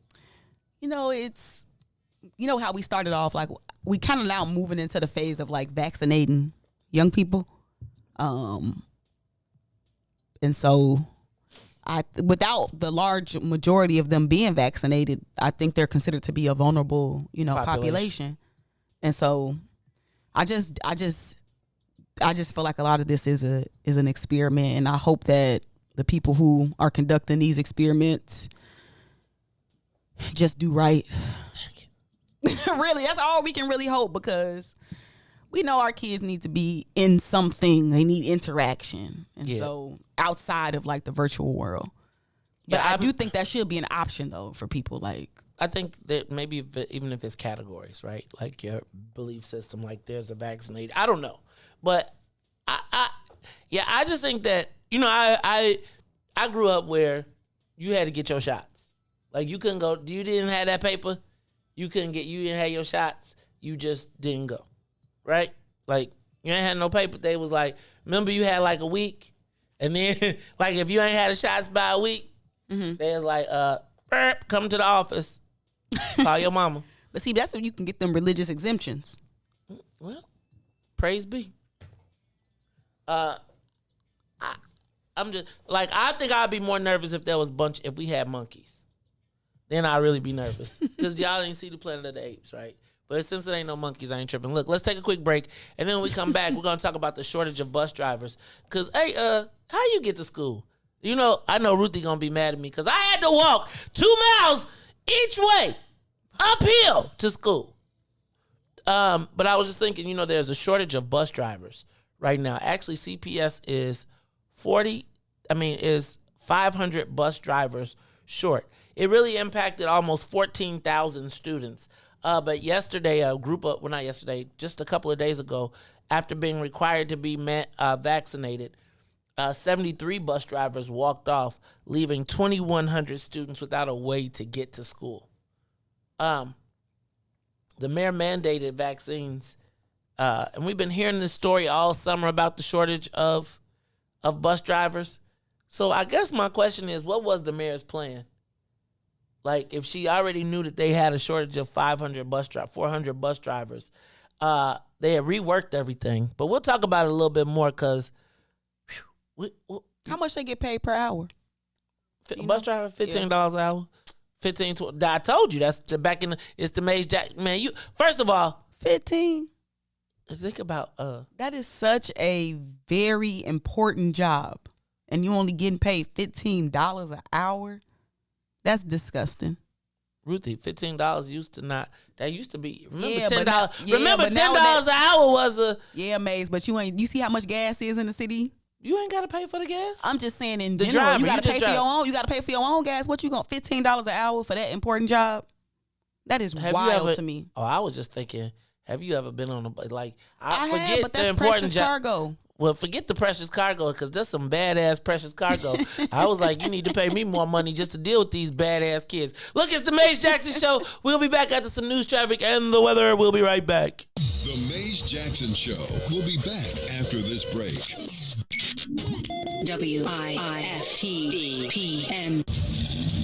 Monster Jam.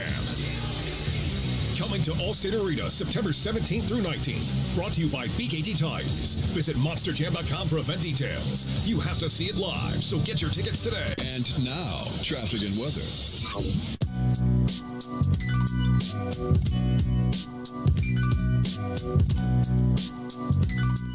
Good morning. What's in it for the Black People Media family? The time is now 7:36 a.m.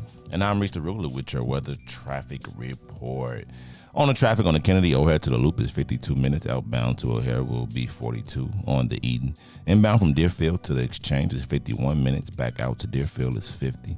On the Eisenhower, Thorndale to the Circle is 60 minutes. Back out to Thorndale is 38. Stevenson from I-355 to the Dan Ryan is 63 minutes. Outbound will be 35. On the Bishop 4 from I-80 to the Dan Ryan is 66 minutes. 29 minutes back out to I-80. The Dan Ryan is 24 minutes to the Loop, 15 minutes back out to 95th. DuSable Lakeshore Drive South, 55th to Jackson is 11 minutes. Jackson to 55th will be 8. On the north side of things, 8 minutes. That's Randolph to Bryn Mawr and Bryn Mawr back to Randolph.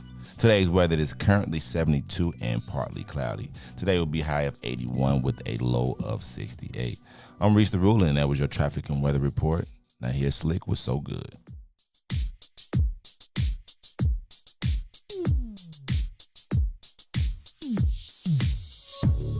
I don't know what you did, but you did it right. Girl, you make it look so easy. Everywhere you go, heads turning left and right. Can't say you a dime, you're a 20 piece. Cause girl, you're the reason I be acting funny. Everything in me telling me don't let you get away. And all the guys looking like they wanna love you. Every day I'm your body, got not over my dead body. Why you gotta look so good? Why you gotta look so good? Why you gotta look so good? With your hair done, nails done, when you put that grown on, why you gotta look so good? With your hair done, nails done, when you put that grown on, girl, why you gotta look so good? I can look and see you're not an average chick. You're shutting it down everywhere you go. Girl, I want you as bad as I wanna check. Cause you're sexy from head to toe. Girl, you're the reason I be acting funny. Everything in me telling me all that you get away. And all the guys looking like they wanna love you. Every day I'm your body, got not over my dead body. Why you gotta look so good? Why you gotta look so good? Why you gotta look so good? With your hair done, nails done, when you put your grown on.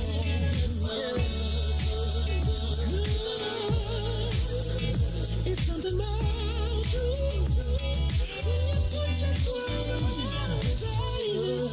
When you're waking up straight out of bed, girl, why you gotta look so good? When you're at the job, just taking a break, girl. Why you gotta look so good? In the club, turning up. Why you gotta look so good? On the dance floor, giving more. Why you gotta look so good? Why you gotta look so good? Why you gotta look so good? Girl, you know you be killing them when you be getting your own woman on. Why you gotta look so good? With your hair down and your nails done, when you put the clothes on, girl, why you gotta look so good? Girl, why you gotta look so good? Why you gotta look so good?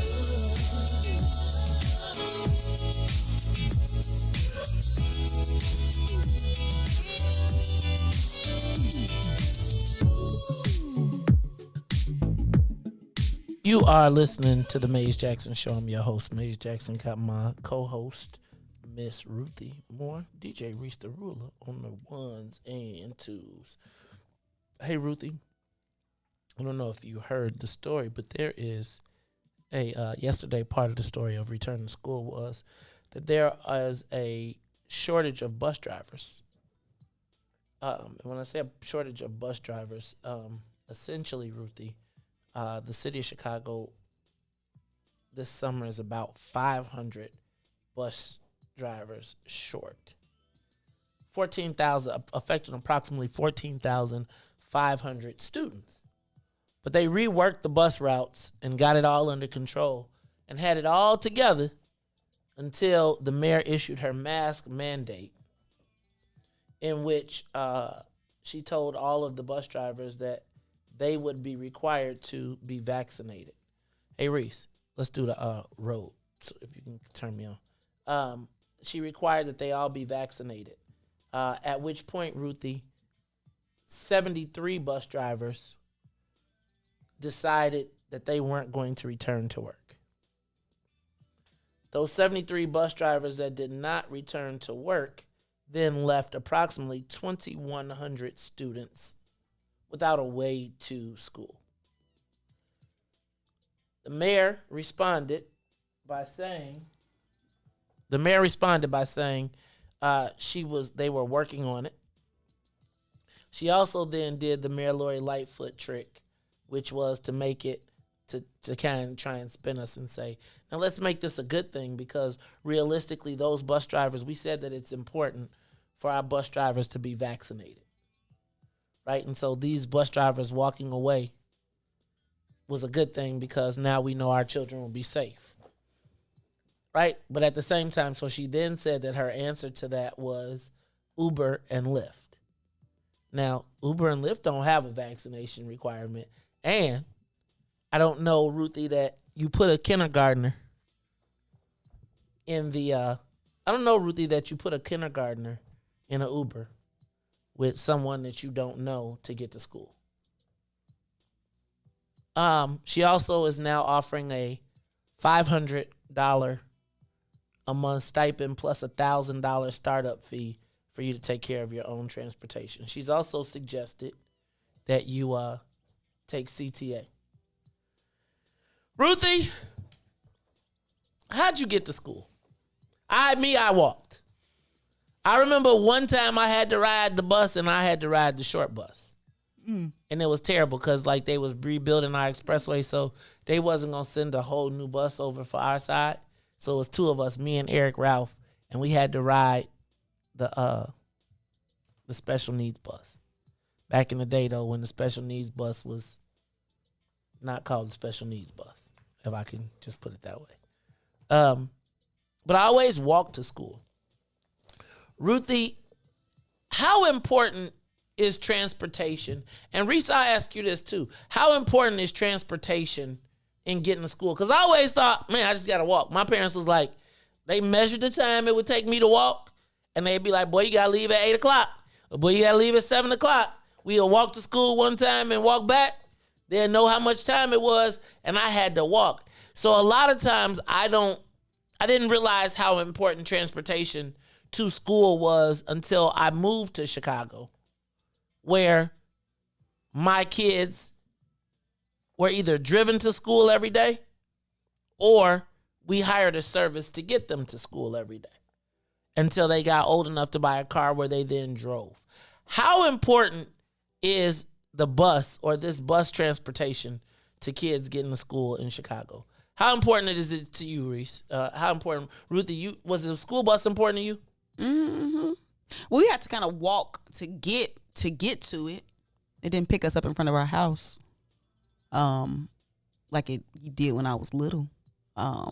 It wasn't until I got to Chicago I was like, yeah, these kids got to take public. I thought it was the craziest thing to know that CPS students were, taking public transportation to school. I was like, y'all ain't got no school buses. That's like one of the first things I noticed when I got to Chicago. I first of all, I couldn't imagine it. Like I wouldn't have made it to school probably.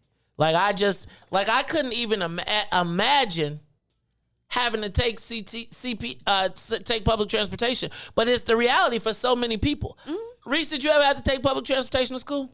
Yeah, from kindergarten to 8th, we had a bus that picked us up on like the corner into like 6th grade. Then they did some reworking and we had to walk to our nearest elementary school. And then for like high school, it was like the bus or I walk. It was like a 20-minute walk or you take the bus. Oh, okay. All right. So for how many? So some people though actually have to take the bus to school. Like, so first of all, bus drivers, the shortage of bus drivers. Ruthie,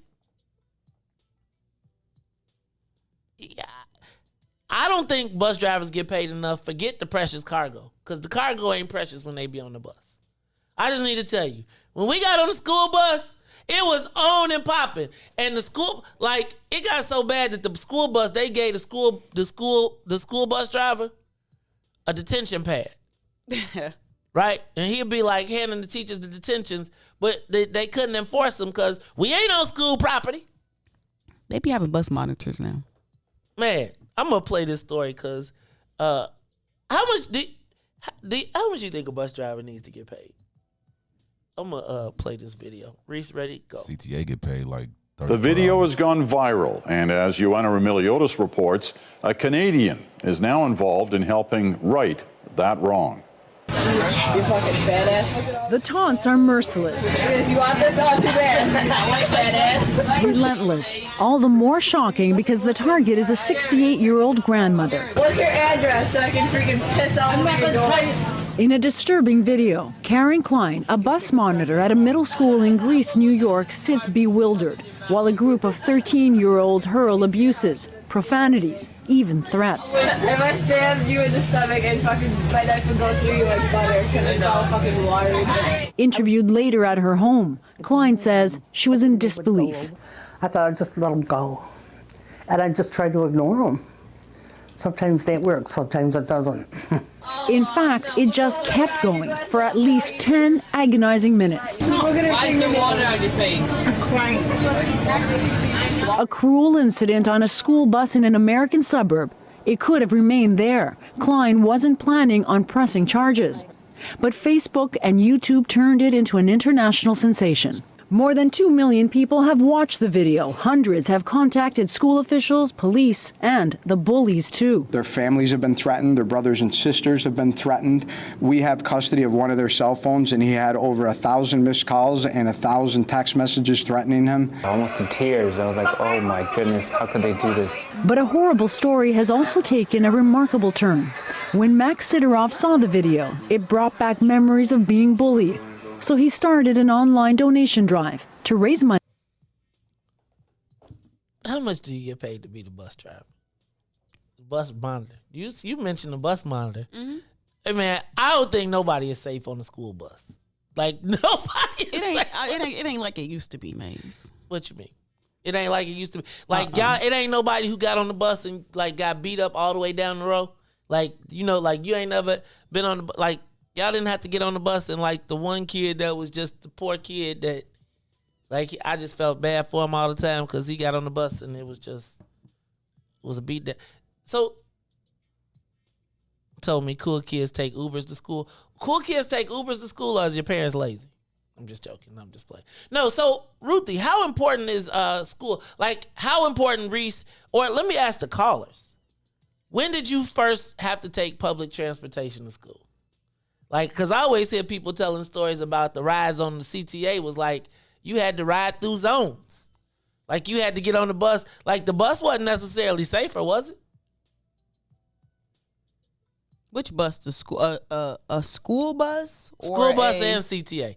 Like, did any of our listeners ever have to take CTA to school? Like, and what's the earliest a kid can take, like, CTA? What's the earliest you would let your kid take an Uber to school? Right? Like, is it 5th grade?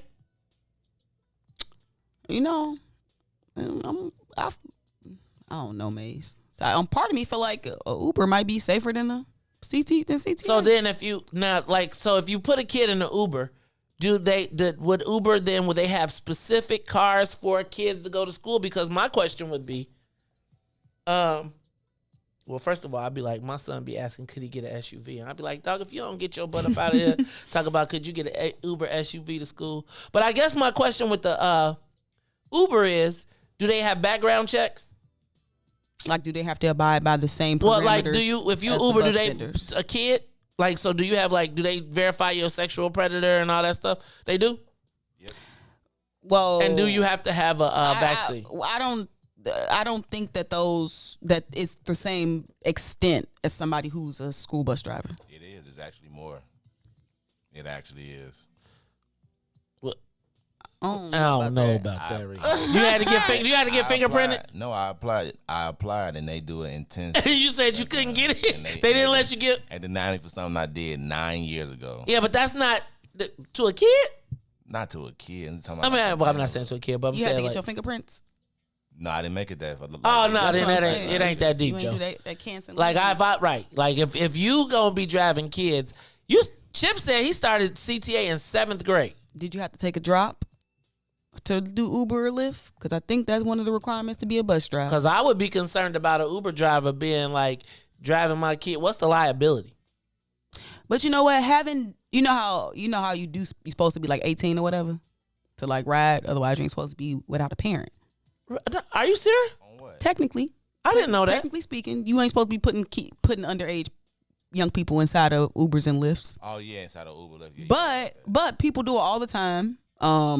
I think I've done it. Like, it's kind of pretty simple to just fetch a ride for a young person to send them home using Uber or Lyft. I was wondering when they was gonna crack down on that. Like, oh, you gotta have the phone present with you that dial for the number. But right now, it's pretty easy to summon an Uber or Lyft for somebody else. But I feel like they're gonna crack down. Would you allow your kids to ride CTA?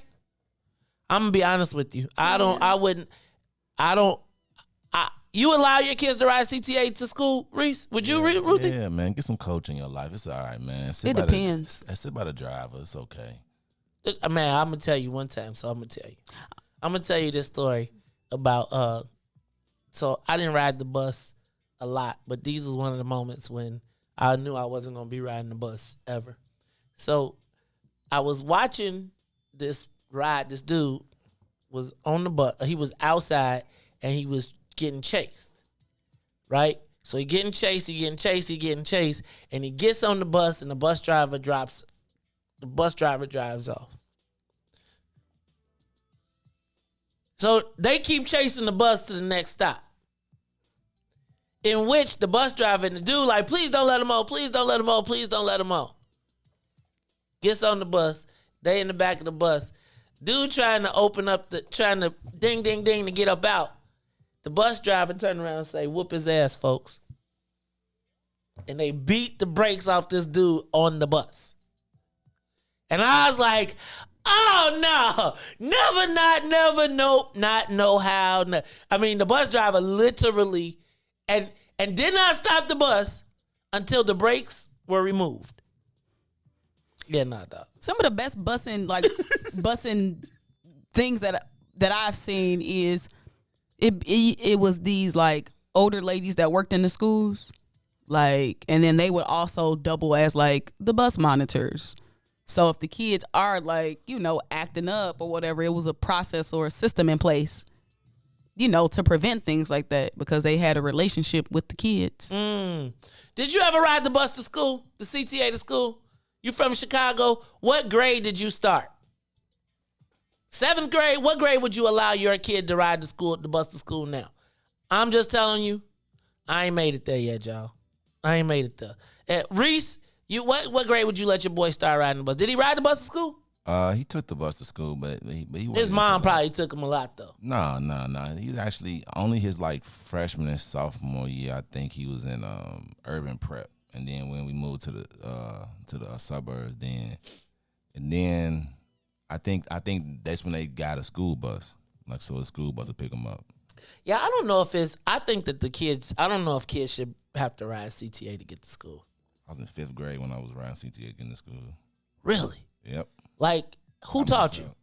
My grandma actually, she said, I'm gonna show you once. And then I got on there and she took me to, because I actually had 2 buses too. Did you ever get lost? My very first time, because she was like, this same bus that it take you to school, it take you home, not knowing that I need to cross the street and get the bus going the other way. So when I got done, you took it. I took the same bus to the end of the route, had to go all the way back. But it was my lesson, and it didn't really bother me. Like, like I knew how to just, like my awareness was like always there. Like just sit, always observe. So I was like never nervous though. Really? Never. These kids got all these earphones and stuff. That's why I be nervous for them, like, because it's times where I literally, my son is outside and I walk behind him, and I walk behind you for a whole block and you never turned around once. Man, you privileged. Like, no, like I got to see my surroundings at all time. But like nowadays, it probably wouldn't be to like high school. Okay. Like what age would you let your child, if you are a parent and you out there and you listening, what age would you let your child take public transportation? And I'm going to say CTA specifically. But take public transportation to school. Is it grammar school? Like, and how do you learn? I mean, do the bus drivers look out for the kids on the buses? You know, I think some of the ones who have those dedicated school routes. But I think CTA drivers hate them routes though. I wouldn't know. I think they hate them when they have to pick up them school kids. I think they hate it. But I do think it is interesting that some CTA routes kind of are like school bus routes. They kind of park right outside of the school, waiting on the kids to get out. Should that be a special? Yes, it should be. A special bus? Yes, it should be. Should they only let kids on those buses? Yes, they should.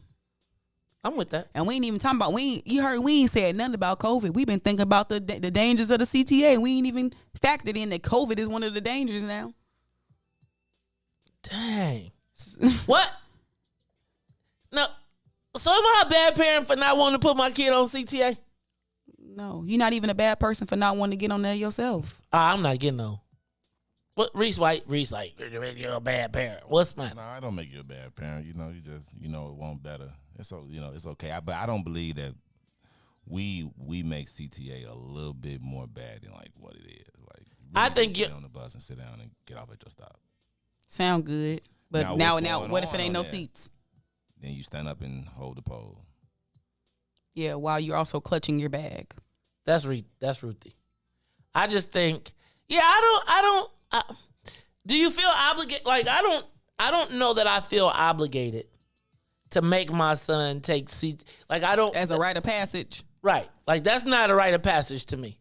Like, I feel like his rite of passage is, hey man, can you make it down 95th without without these officers jacking you up? Safety and security is like so important. And it's like, I ain't saying the CTA is like open season, but it's too many factors that you cannot control. And so I think anytime where you have groups of young people that have to get from point A to point B, those should be protected routes, quote unquote, safe passages. And you can't necessarily guarantee that on the CTA because you don't know who out or who there, who lurking, who know what time these kids go and they like to sit out here and look. So I just have such a lack of trust for people when it comes to the protection of children that I think that you got to get them to and from as safe as you can. And I know some people don't got no choice but to send their kids on the CTA. So again, I think the idea is like we were just talking about, maybe those should be dedicated bus routes. Right. So here's me. Like, I feel like we'll take the train or we'll take it for the experience. So you don't say you ain't never did it, but you can, so you can appreciate why you ain't got to do it. right? And I don't know that I feel that that is a rite of passage for my son, that he got to ride CTA down 79th to be like, you are now a man, right? That ain't it to me. And I think that I feel like I would like for my child. I don't feel like death, and I'm not saying that CTA is death, but I don't feel like part of his rite of passage is I got to make sure he's faced death at some point to be like, you're going to be like, I just don't know that that's the way. Look, y'all, we got to say goodbye to our WBGX family. Thank you all for tuning in. It's not like you got to be not listen to us, because you can tune in to us on Facebook Live, on YouTube, on Twitter, and on Twitch. But we're going to take a quick break, and we'll be back after these messages. When should a child be able to take CTA? Hey, I don't say there's anything wrong with it, so I really want to be clear. I don't have anything that's wrong with it. I just don't know that that's the lesson that I feel like I need to teach. It's the Maze Jackson Show. We'll be back. The Maze Jackson Show will be back after this break. WIIFTVPN. Monster Jam. Coming to Allstate Arena September 17th through 19th. Brought to you by BKT Tires. Visit monsterjam.com for event details. You have to see it live, so get your tickets today. Shop at Black-owned and operated Solo Beauty, where you are appreciated and respected. Located at 8158 South Cottage Grove, Solo Beauty can supply all of your black hair care needs. Solo Beauty is open from 11 a.m. to 8 p.m., Tuesday through Saturday. And now, traffic and weather. Good morning. What's in it for the Black People Media family? The time is now 8:01 a.m. and I'm Riis the Ruler with your traffic and weather report. On the Kennedy O'Hare to the Loop is 56 minutes. Outbound to O'Hare will be 39. On the Eden from Deerfield to Exchange is 55. Exchange back to Deerfield will be 51. Eisenhower Thorndale to the Loop 76 minutes. Back out to Thorndale 43. Stevenson I-355 to the Dan Ryan 63 minutes. Outbound 40. Bishop Ford, I-80 to the Dan Ryan, 66 minutes, 39 minutes back out to I-80. The Dan Ryan is 24 minutes to the Loop, 18 minutes to 95th. DuSable Lakeshore Drive South, 55th to Jackson is 14 minutes. Jackson back to 55th will be 9. On the north side, Randolph to Bryn Mawr is 8. Bryn Mawr to Randolph is 9. Today's weather is currently 73 and partly cloudy. Today will be a high of 81 with a low of 68. I'm Riis the Ruler. Now back to the Maze Jackson Show.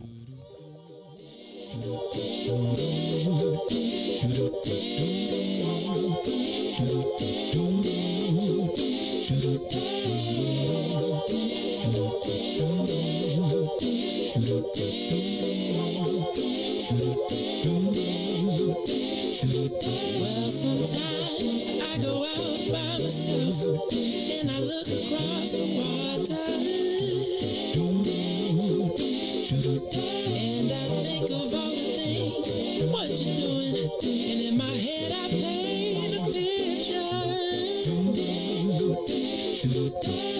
Since I've come home, well, my body's been a mess, and I miss your ginger hair and the way you like to dress. But won't you come on over? Stop making a fool out of me. Why don't you come on over,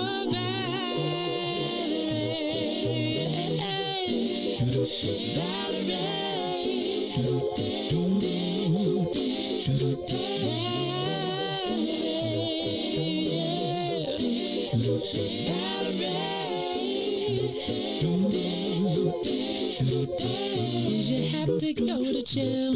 Put your house on up for sale. Did you get a good lawyer?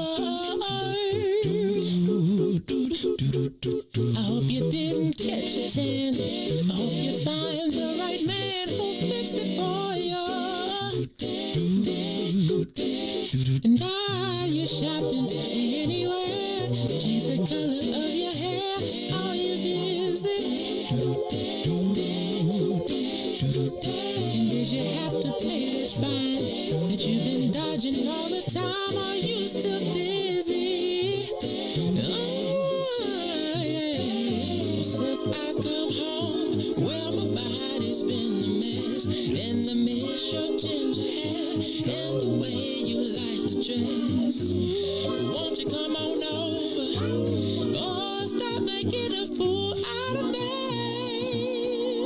Why don't you come on over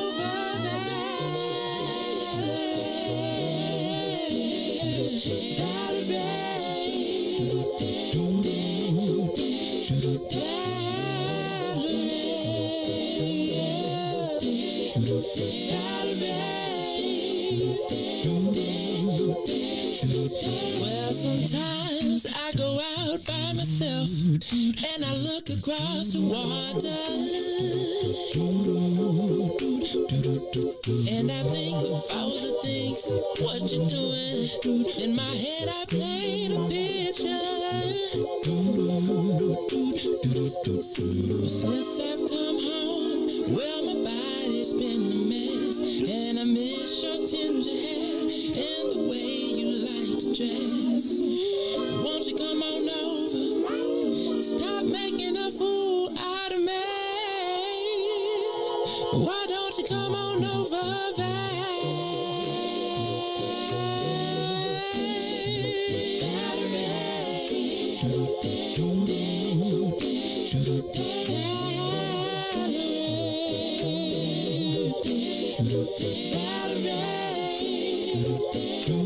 Why don't you come on over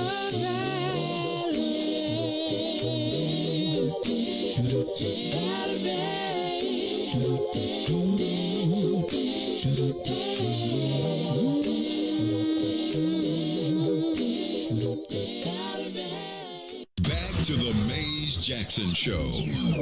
You are listening to the most dangerous show in the morning. This is What's in It for the Black People Radio. Maze Jackson. Maze Jackson, the most vociferous advocate for black people in the world. For Ruthie Moore, for Todd Stoger, I am the host of the Maze Jackson Show, asking every single day, what's in it for the black people? And if you don't like it, you can still tell them Maze said, Mayor Lightfoot, man, we ain't accepting that. We ain't accepting that. Let's go. Yeah.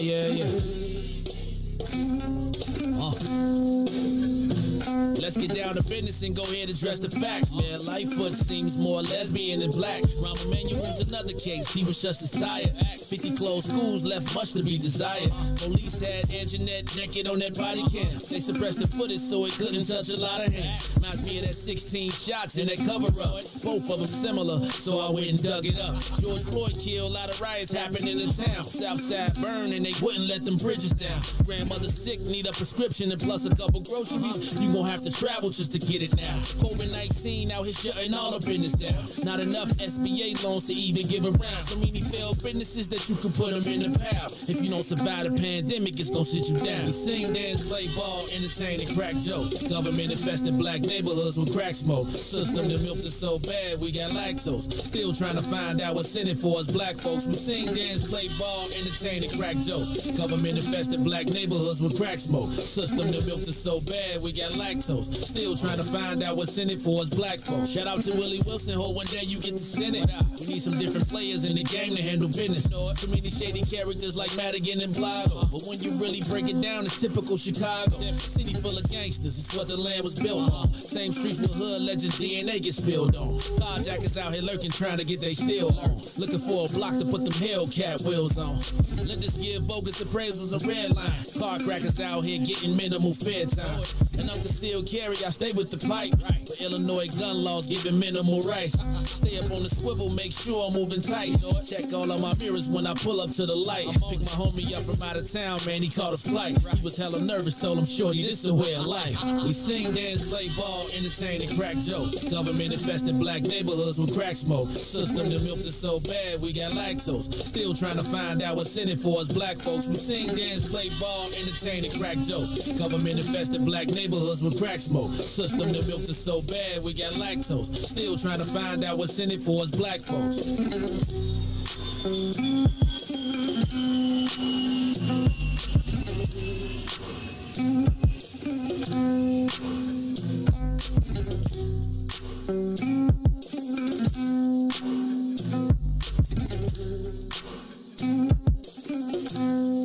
up, Chicago?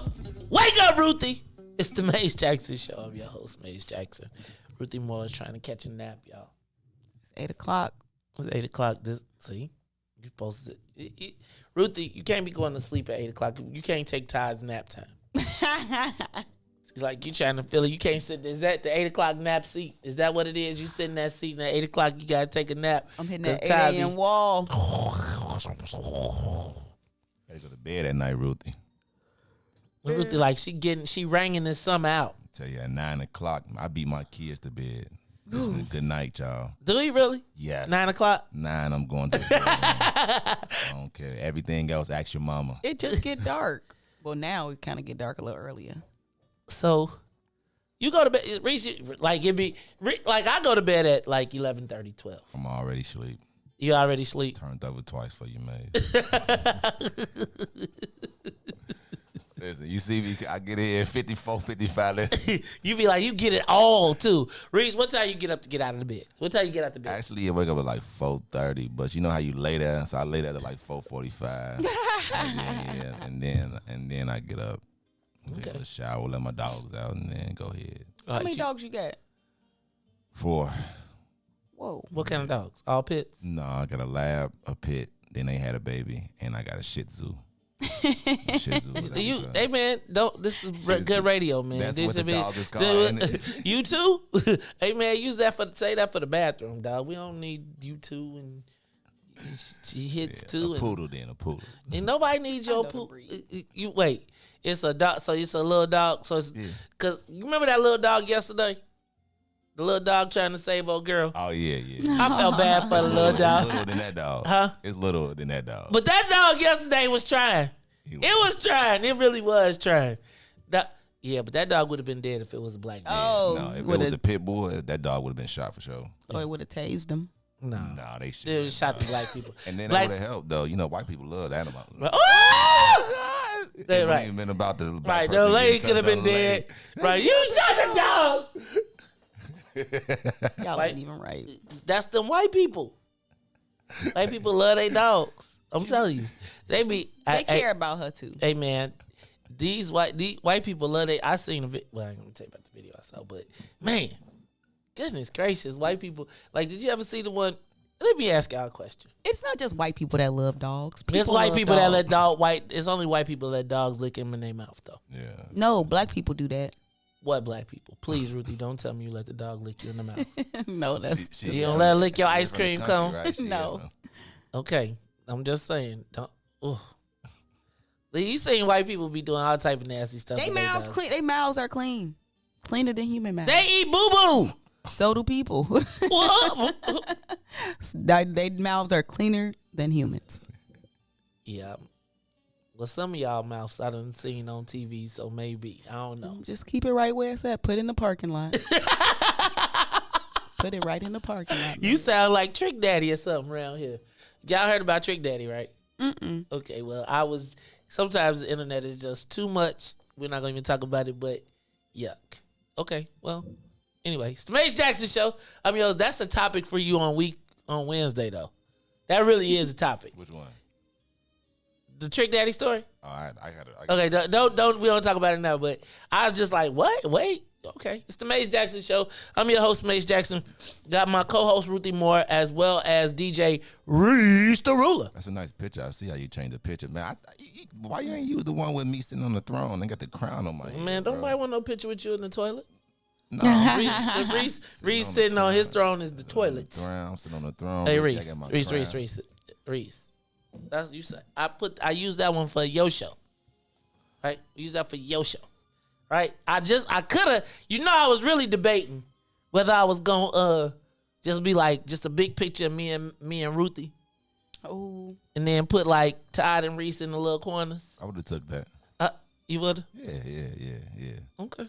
All right, I'll fix it for you tomorrow. All right, it's the Maze Jackson Show. I'm your host, Maze Jackson. Ruthie Moore and, well, soon to be removed from the pictures, DJ Riis the Ruler. No, I'm just joking. No, not removed. You just relocated, right? You said on like the corner of the picture, right? Yeah, I'm gonna relocate it though, but it's gonna be smaller. All right. Okay, I got you. You remember you said this. You know me. No, hell no. You remember how petty, and just know how petty I am. All right. You just remember how petty I am. You gonna be like, I'm gonna like it. I'm gonna be solo dolo.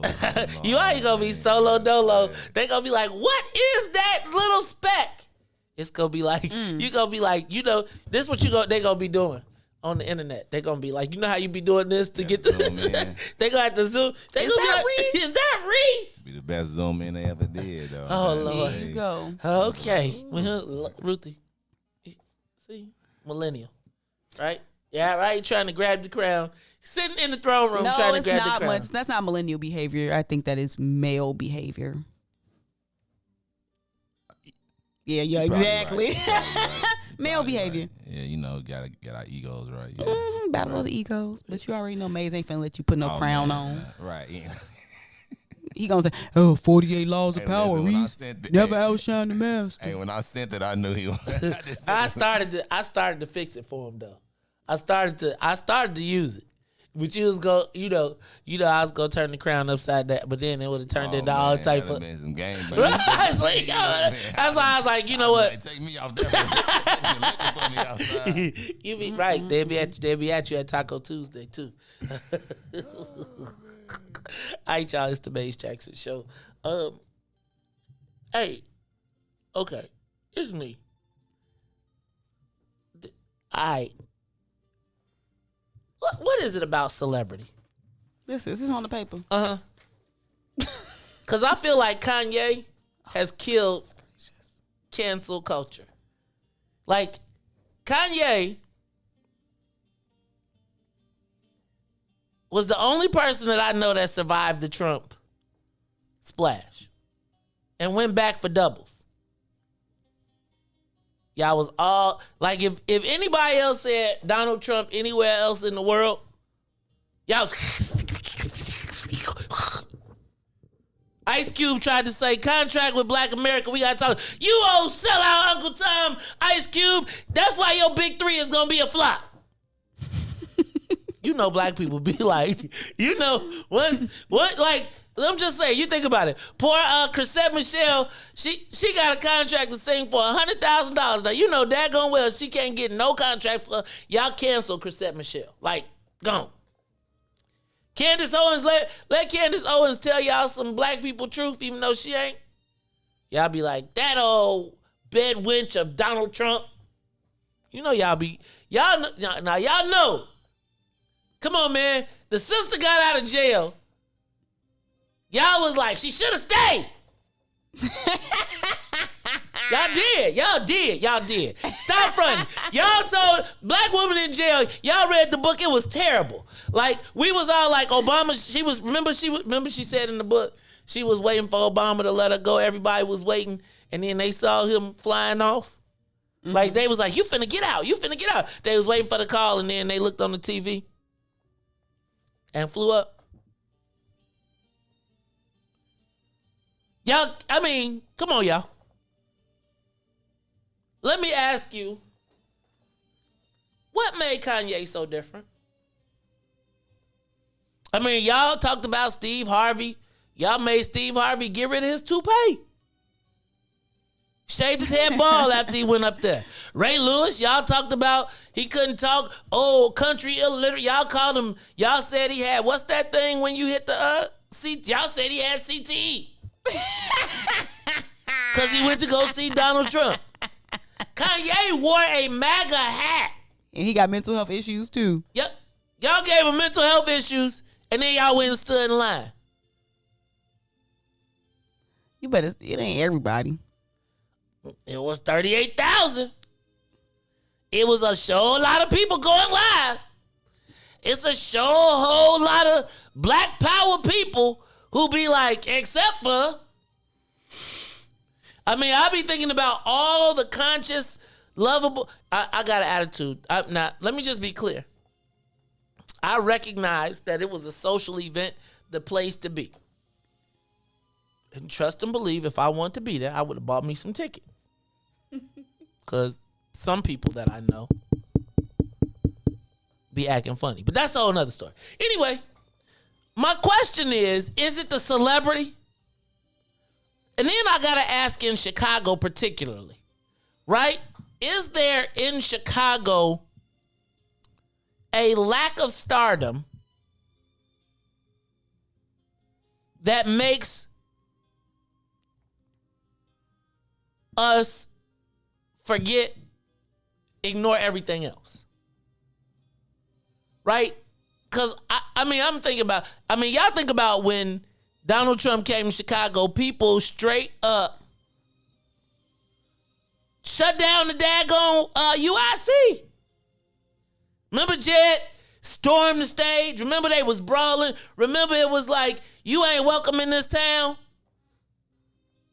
Y'all mental health issued it out, and then it was like nobody, it was like, Mother was like, you got some of them Kanye tickets? And it was interesting to me because I've only seen two people, Laura Washington, who we knew she was going to do it, and Jennifer, who I won't say her last name, who just was like, did anybody forget about what? Have we forgiven the Donald Trump stuff? I don't even think we ever cared, really. From Kanye? Yep. Did anybody really care about it? Or was it just an opportunity to jump on the bandwagon? Because, I'd be like, the most conscious, I'm just telling you, the most conscious people be, now hold on, and let me take it up a notch. He came with Marilyn Manson and DaBaby.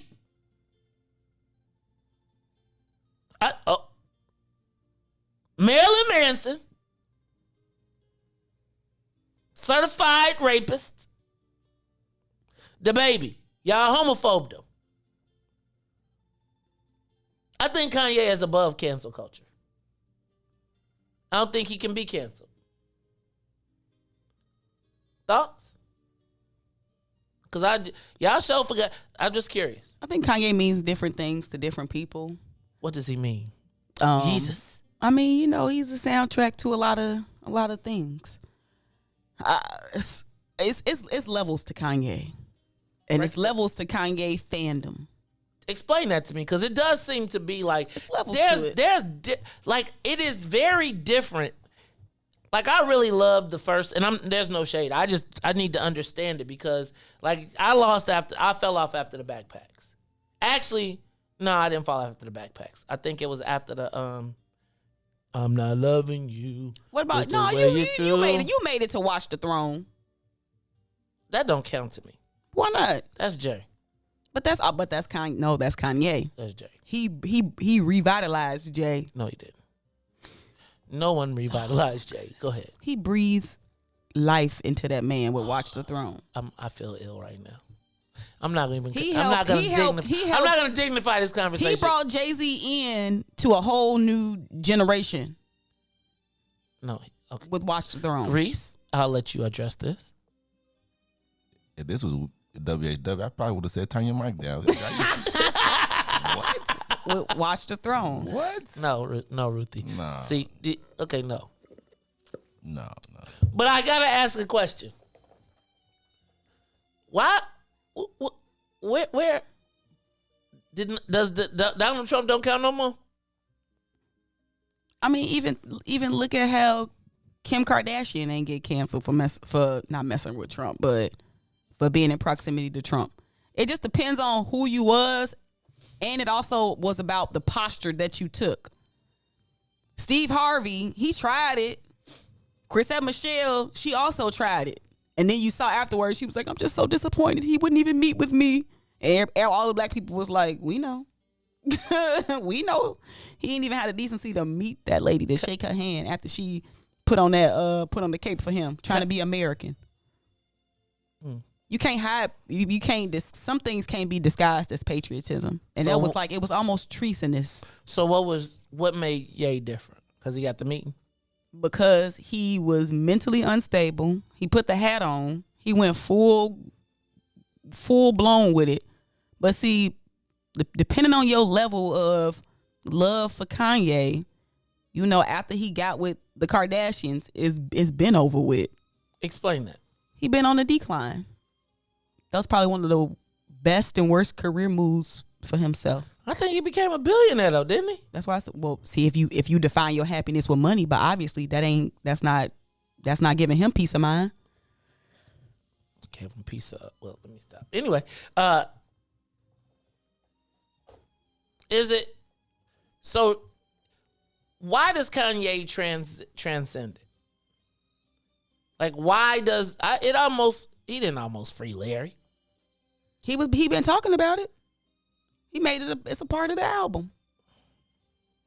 You think Joe Biden with it, or you think he waiting for Trump to come back? You know what? At this point, if you look at how Joe Biden is faring in the media, he'll probably take anything. Oh, but that's a whole nother topic. All right, man. Let me ask you. Well, the other part of this though is the proximity of celebrity, right? I was watching the Kanye thing, and I was watching so many people. Like, it was weird to watch the Facebook post, because some of it, I really do feel like people was like having like these transcendental experiences. Like, they were like, Kanye has come and he has changed my soul. And I was like, are y'all serious? Like, for real? And then I started thinking about the same thing though with R. Kelly. Right? Where it's like, regardless of what you do, the celebrity is really more important. Right? Because I was thinking about, like, well, what is this obsession with Kanye? Like, is it cult-like at some points? I think if you have the ability to look beyond the surface, then you probably can connect to Kanye, his music, what he got going on like a deeper spiritual level. Explain that. So Kanye understands the connection between music and the spirit. He talks about it. Even if you look at him transitioning to, remember he went all Jesus on us. That was Jesus. Not necessarily Yeezus, because he was Yeezus before he went the Jesus route with the music. And he talked about how, and I think people forgetting, like, if you look up when Kanye was transitioning to his gospel thing, like full blown, he talked about how this messaging in the music. He's a master of messaging in the music. Like, so on a psychological level, he understands beats, rhythms, patterns, words. And so it's just kind of interesting that this new album, it's still along the Jesus route, but now it's kind of morphed into more being about him as like the deity in a sense. So it's just really interesting, but so I can see how people are having like these transformational da-da-da-da-das, you know what I'm saying? But y'all might need to close y'all chakras to some of this stuff. What that mean? What's your chakra? Kanye understands music. You saying like he's like, remember R. Kelly was the Pied Piper, right? The person that used the music to get the kids. He also it's psychological warfare out here happening. And so if you ain't careful, then you can be in the cult of Kanye. There is a cult of Kanye? Absolutely. Do you see how he combined, did you ever watch one of them Sunday service performances? No. You should check it out. You should check it out just so you can see. And as a person, because you grew up in the church, so I think it will be something interesting for you to see how he has literally taken aspects of the black church, like some traditional aspects of the black church, and then remixed them in a very interesting way, in a very unique way. That's all. Ain't nothing new. Kanye ain't doing nothing new. What he does is he just takes stuff and he like make it his own. And then white people think it's so revolutionary. But like, since you grew up in the black church, you'll be like, oh, that's all he. Well, actually, you'll probably be like, I'm finna start me a church. I already said. Well, see, my thing is though, I think that because there is a lack of spirituality, or a lack of connection, we've lost the connection to our spiritualness, our connection to the divine. There are people that know how to, that are filling those gaps, right? And I think that our souls as black people long for a connection. I know this is going to go way deep, but I believe that I don't think that black people survive all the things that we have survived without a spiritual connection. But hold on, because when Kanye was kind of going off, when he was kind of first starting on the I'm finna do the gospel thing. He talked about families, like the family, talked about family structures. He talked about abortion. Like, he talked about a lot of things. And, Ye's crazy, like, but some of the stuff that he's saying is like, it's real. But I don't know about this new album. I don't know. It really is not the same rhetoric. Were you in the Kanye cult? I am a Kanye fan. Like, I think I know more lyrics than the average person. He kind of lost me. Like, the last few albums, I probably couldn't even tell you none of the lyrics, but the quote unquote old Kanye, yes, absolutely. I could tell you the first 3 albums. I could do everything. I could probably do all the words word to for the first word. 3 albums, but I can't. Like, I'm going after that. You think he a genius? Yeah, I think honestly a lot of this is like marketing, in my opinion. Well, I do too. I think he's a mad genius, right? Like, and I think that Kanye has kind of done the same thing that Donald Trump did, which was take all of the things that you're not supposed to do and say and stomp them and be like, who gonna shoot me, boo? Like, I feel like Kanye is along that same path where Donald Trump said he could go into Times Square and shoot somebody and his supporters would be like, okay, no big deal. I feel like Kanye is in that space. I'm not tripping on Kanye, off of Kanye. I am concerned with a spiritual void that exists in our young people. I'm concerned with a spiritual void that exists in our young people that is capable of being filled by someone who I don't know the spiritual intent. Does that make sense? So, like, there's a big old hole. There's a gap in our connection. I think when you look at materialism, but even not the materialism, I think when you look at our young people, I always say they ain't trying to match up with the activists on a bike. They're trying to, and even the coldest soul in our community still longs for that connection, right? They know that even if your heart has gotten cold, etc. And I think that if someone can give you that or replace that or give you something that is in the semblance of that, but may not be spiritually correct or have different spiritual intents, I am concerned about what that means. I'm concerned about what that means for a generation that, I know y'all gonna beat me up, but a generation that doesn't know the Bible, that doesn't have any real spiritual grounding, but need a spiritual connection. And so he feels that. And it's a weird space to be in. I would tell you, I do believe he is a genius. Like, I think he's a mad genius, quite frankly. I don't know if being a mad genius is good for us, though. Like, I'm not sure of that. And I think when I look at what we're willing to ignore,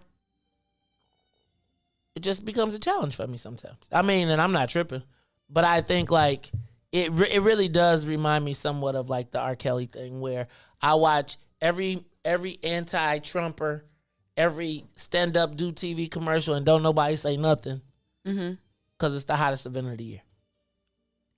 Mace Jackson Show. We're going to take a quick break. Riis, give us our last traffic and weather, and then we are going to talk a little bit. I want to talk about scars. Like, you just stopped the music on me. I want to talk about scars. I got, what's your best scar? Do you have any scars that you, like, war wounds that you're proud of? I was just thinking, I got one under my left eye. What's your best What is your best scar and how did you get it? You get busted in your head? What? It's on there. It's the last one.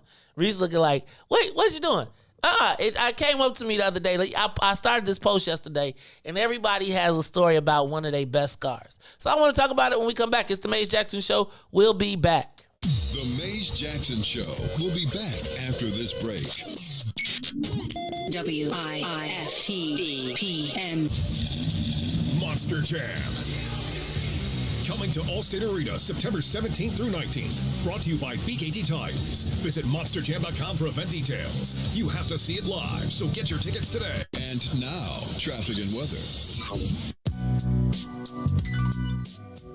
Good morning. What's in it for the Black People Media family? The time is now 8:35 a.m. and I'm Riis the Ruler with your traffic and weather report.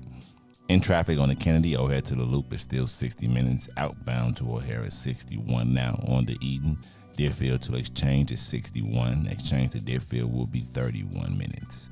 On the Eisenhower, Thorndale to the Loop is 95 minutes. It's an accident out there. But back to Thorndale will be 38. On the Stevenson from I-355 to the Dan Ryan is 60 minutes. Outbound will be 39. The Bishop Ford from I-80 to the Dan Ryan is 79 minutes, 29 minutes back out to I-80. The Dan Ryan is 25 minutes to the Loop, 18 minutes back to 95th. DuSable Lakeshore Drive, 55th to Jackson is 15 minutes. Jackson to 55th will be 12. On the north side, Bryn Mawr to Randolph will be 9. Randolph to Bryn Mawr will be 8. Today's weather, it is currently 75 and partly cloudy. Today will be a high of 81 and a low of 68. I'm Riis the Ruler, and now back to the Maze Jackson Show. Oh, baby. I mean, I know that you're here with me and everything, but since you just left a few hours ago, I've just been going crazy. And I done come to realize one thing.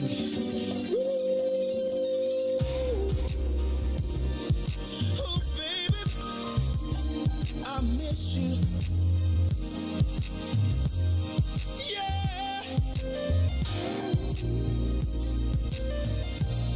Ooh, baby, oh, darling.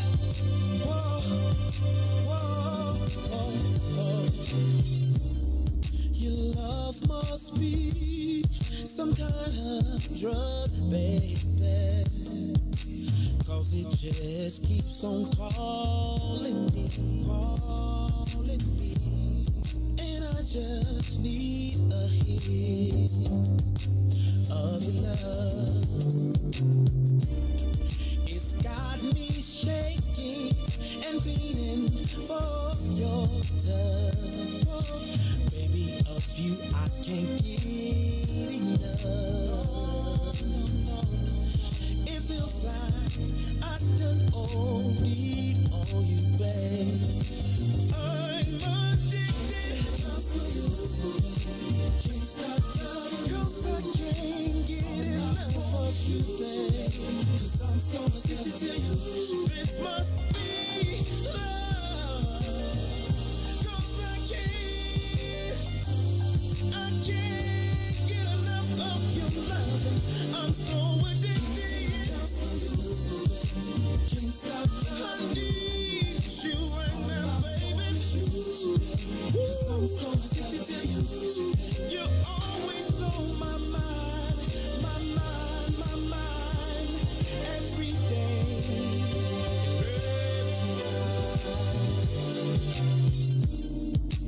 It's been too long since I had you in my arms, and I don't know if I can take any more of being without you. Even though it's only been an hour, it feels to me just like forever. And I am hoping that I can see you soon. See you soon. I'm so addicted. Lord have mercy. I can't be without you, baby. 'Cause I'm Oh no, not for a minute, not for an hour. I can't get enough. I'm so addicted. Ooh. I need to check myself. You are tuned into the Maze Jackson Show. I'm your host, Maze Jackson. Got my co-host, Ruthie Moore, as well as my man DJ Riis the Ruler. Riis was looking at me crazy like, this ain't on the paper. But I was just curious, man. We wrapping up, and sometimes I'll be like, man, I just don't always want to end on no. I'll be like, good Lord. So I was thinking, yesterday I was thinking about scars. Like war wounds, scars that we had and the memories that are attached to them. Because I was thinking to myself, as I turned 50, I was looking around and I have a billion war wounds, right? Like and now as I get older, I look at my skin, I look at my things, I be like, I remember that one time when I had, like, if you look at my arms, there's very faint scratches that were from when I worked at McDonald's.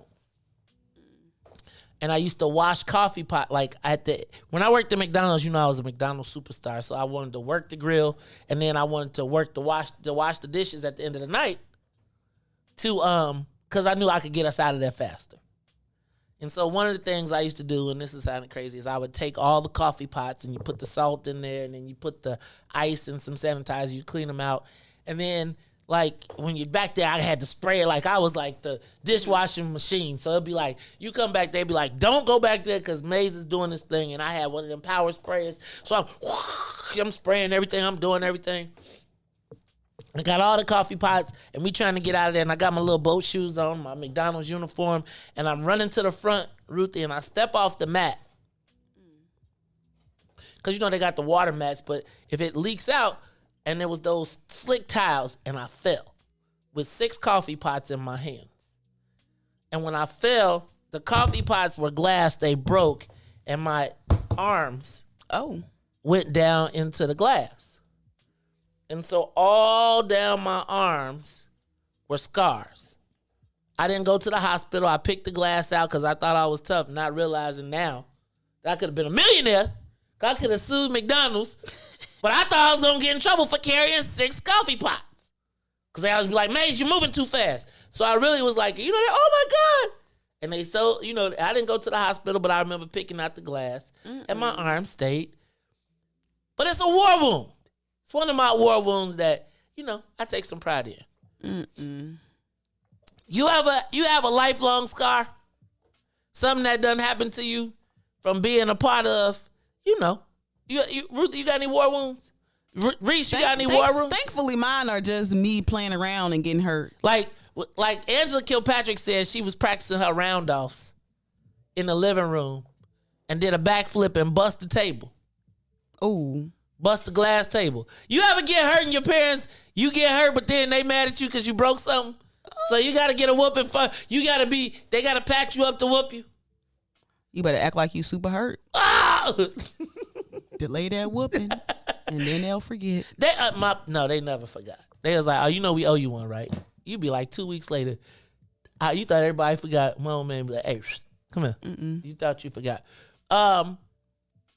What? You was in a fire. Quincy, you was in a fire. Woo. Okay, that's a war wound for real. Now, see, I done been playing with fire. Oh, I played with fire. Did you ever get hurt and you couldn't tell your parents? Yes. She was doing something you weren't supposed to do. Oh, what you mean? What's your best war wound, Ruthie? Riis, you got a war wound? I was a pretty boy. A lot of them. Huh? I guess I had, as a kid, I fell off my bike into like some glass, so I got stitches in my left hand. How you fall into some glass? What you was doing? Which was my bike. How you fall into some glass? Oh, you fell on riding and it was glass on the ground? Yeah. Oh my goodness. Yeah, that was typical for my neighbor. Like I learned how to ride a bike on the most bogus concrete ever. Like the most bogus concrete ever. And I think that I burned myself with an iron before too. Ooh, we done all iron. been there. Everybody done burnt yourself. But you ever have one that lasts? You know, I hate when you burn yourself with something and then it turn into the water blister and you be busting it. It turn pink, yeah. Black people. Okay, so Reese, you said, Ruthie, what's your best one? Why that? I got a better one. What's your best one? Remember when them Razor scooters first came out? It was like the craze, them Razor scooters. Yeah, my kids had those. Yeah, I fell on one of those. I was going super fast. On a scooter, you had some powerful legs. You was moving. I was gone, and I like flipped over the top of it. Oh, horrible! That's what I'm saying. My wounds came from playing too much, just playing too Daredevil. much. Yeah. I remember one time, my cousins. You ever ride bikes with your cousins? And you only got one bike, so y'all be like, let me get a ride, right? So you got to ride up and down the block, right? And then it'd be like the one cousin that won't get off, so he'll ride, and then he'll keep riding, and you be chasing him, and then, so you know what I did to my cousin? I didn't realize this was gonna happen. I threw a stick in the front spokes, and he went straight over the handlebars. Ruthie, I'll tell you my worst war wound though. My worst war wound was I was in Miami, kicking it with the Cash Money crew, thinking I was doing my thing.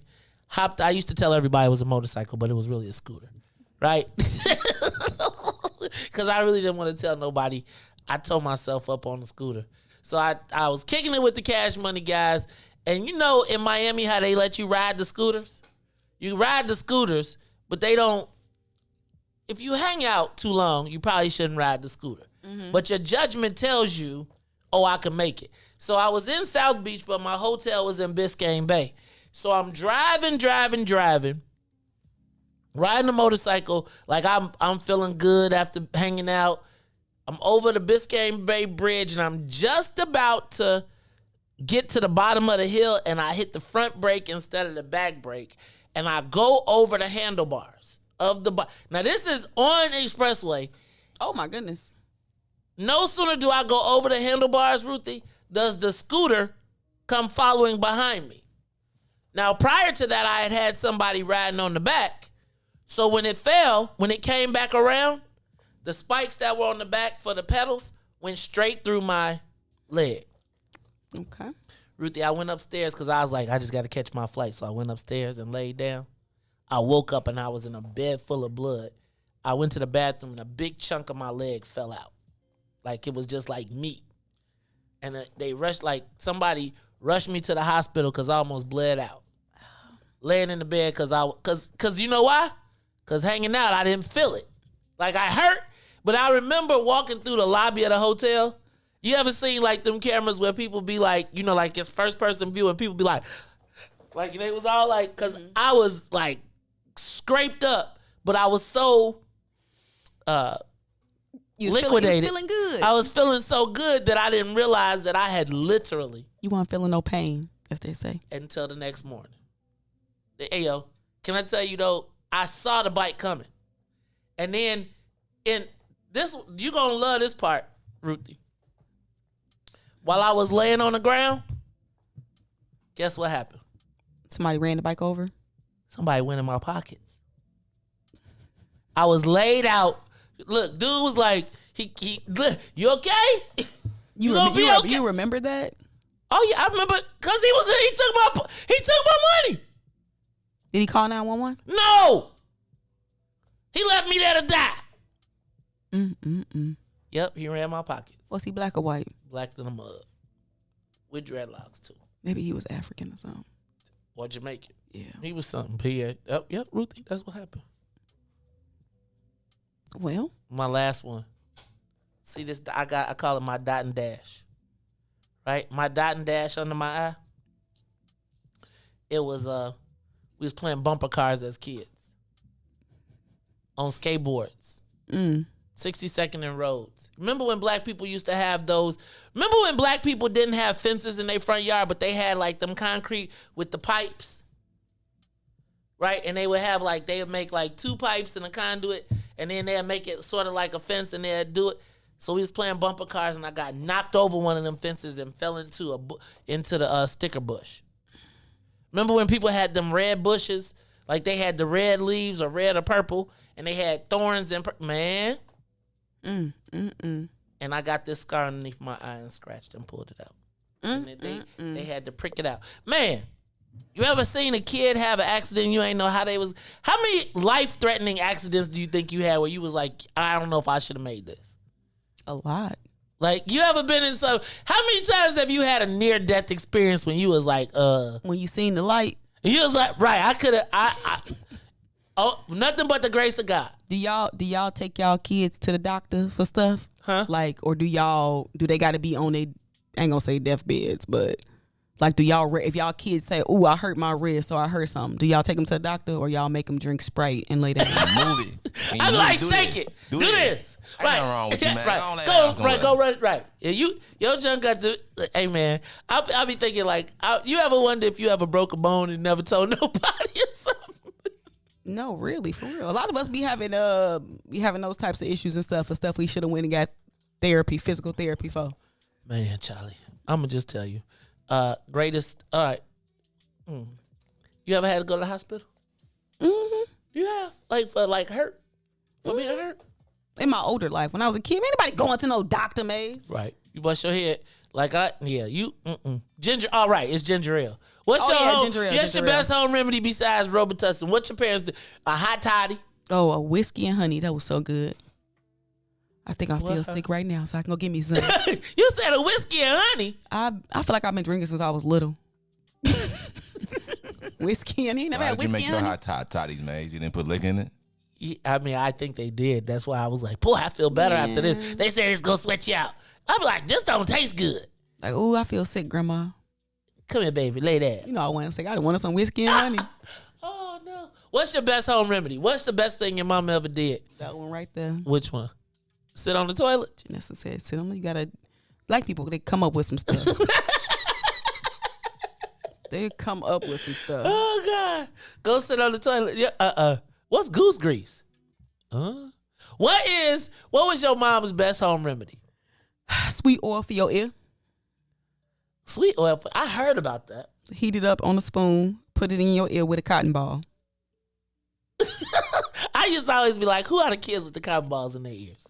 And their mama probably put sweet oil in their ear. Did you ever have to take cod liver oil? You know what? No. Castor oil? I remember doing that for I remember that. That was more like for, if you had constipation or something. I was just talking to Brother Sadiq the other day. And we were talking about all of the things that when we were kids, you would have never believed that are now the natural home remedies. Remember how I remember if somebody would have told you take some natural herbs and something to fix yourself back in the day, you'd be like, if you don't get up out of here with that, give me some medicine. I feel like that's because you was from the country. Oh, y'all was in the country doing the black people remedies. Man, I got some remedies. Stuff that I learned that I didn't even think I retained until you need something and you you know what? Let me actually grow this aloe vera plant and use it on everything. Everything. Man, we used aloe vera plant for everything. Did you ever have to drink aloe vera juice? Yes. That was the worst. It fresh or from the stove? Fresh. How you make fresh aloe vera juice? You squeeze it? How you get that? Yeah, people make their own aloe vera juice. What they do? Put it in the blender? I've seen people freeze it. That's a thing. Father John. Somebody said that. Father, that's the most disgusting. It does the black syrupy stuff. Oh my goodness. I think I liked Father John. Oh my goodness. I think I didn't. Now, what I couldn't stand was Dr. Tishner's.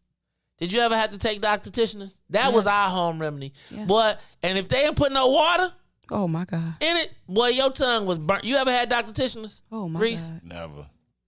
Oh, Riis, you're missing out. Oh my God. Dr. Tishner's, boy. That Dr. Tishner's would be like, he say, gargle some of this. Did you ever have to get your hair combed? Like with a comb? Like, did your old man ever comb your hair? Like my old man used to comb my hair with a metal comb. And he'd be like, if you don't get the kinks out, I'm going straight through. You ever had a hot comb in your head? Yeah, you ain't see the picture? Mm-mm. Y'all ain't see the picture when I had my blowout? Well, not my blowout, but when I had my press and curl? Oh, you ain't see it? Ruthie, you ain't never... You know I had butters. I had it parted and feathered. It was the Vampire in Brooklyn style? No, it was the... Good one, Riis. I didn't even see Vampire in Brooklyn, Riis. He like the Al Sharpton a little bit? It was Al Sharpton-ish. Okay. Sort of Snoopish, right? Yeah, I had, back in the day, you know, I used to have a straight comb, press my hair, had a little feather to it. A straight comb? The one you put on the stove or like an electric one? Nah, comb. Put it on the stove. Little blue grease. That's kind of like torturous. And you better not... Don't flinch away. Yeah. Oh yeah. Burn your head. Did your mama ever lick a napkin and wipe the spit out y'all? That was what grandmamas and them did. That I used to be. No, she didn't use a napkin. She used her hand.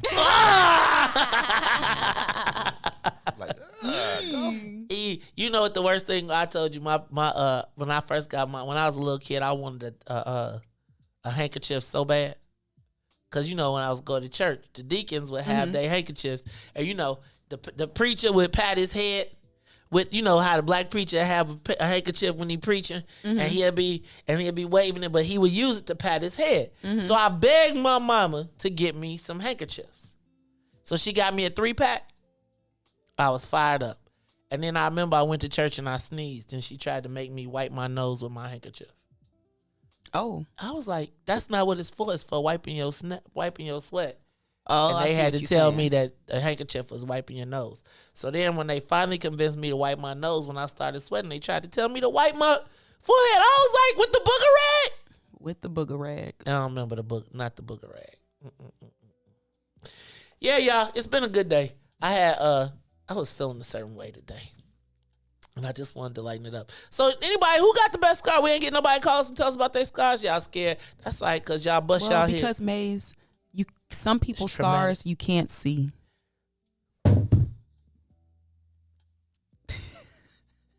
It's true. Some trauma you can't see. Don't be coming on that sensitivity. Some all scars you can't see, and some people might be. Some scars are like related to traumatic experiences too, Maze. Oh, I remember. Your mama ever give you a welt from? You ever get whooping welts? You ever had a welt from a whooping?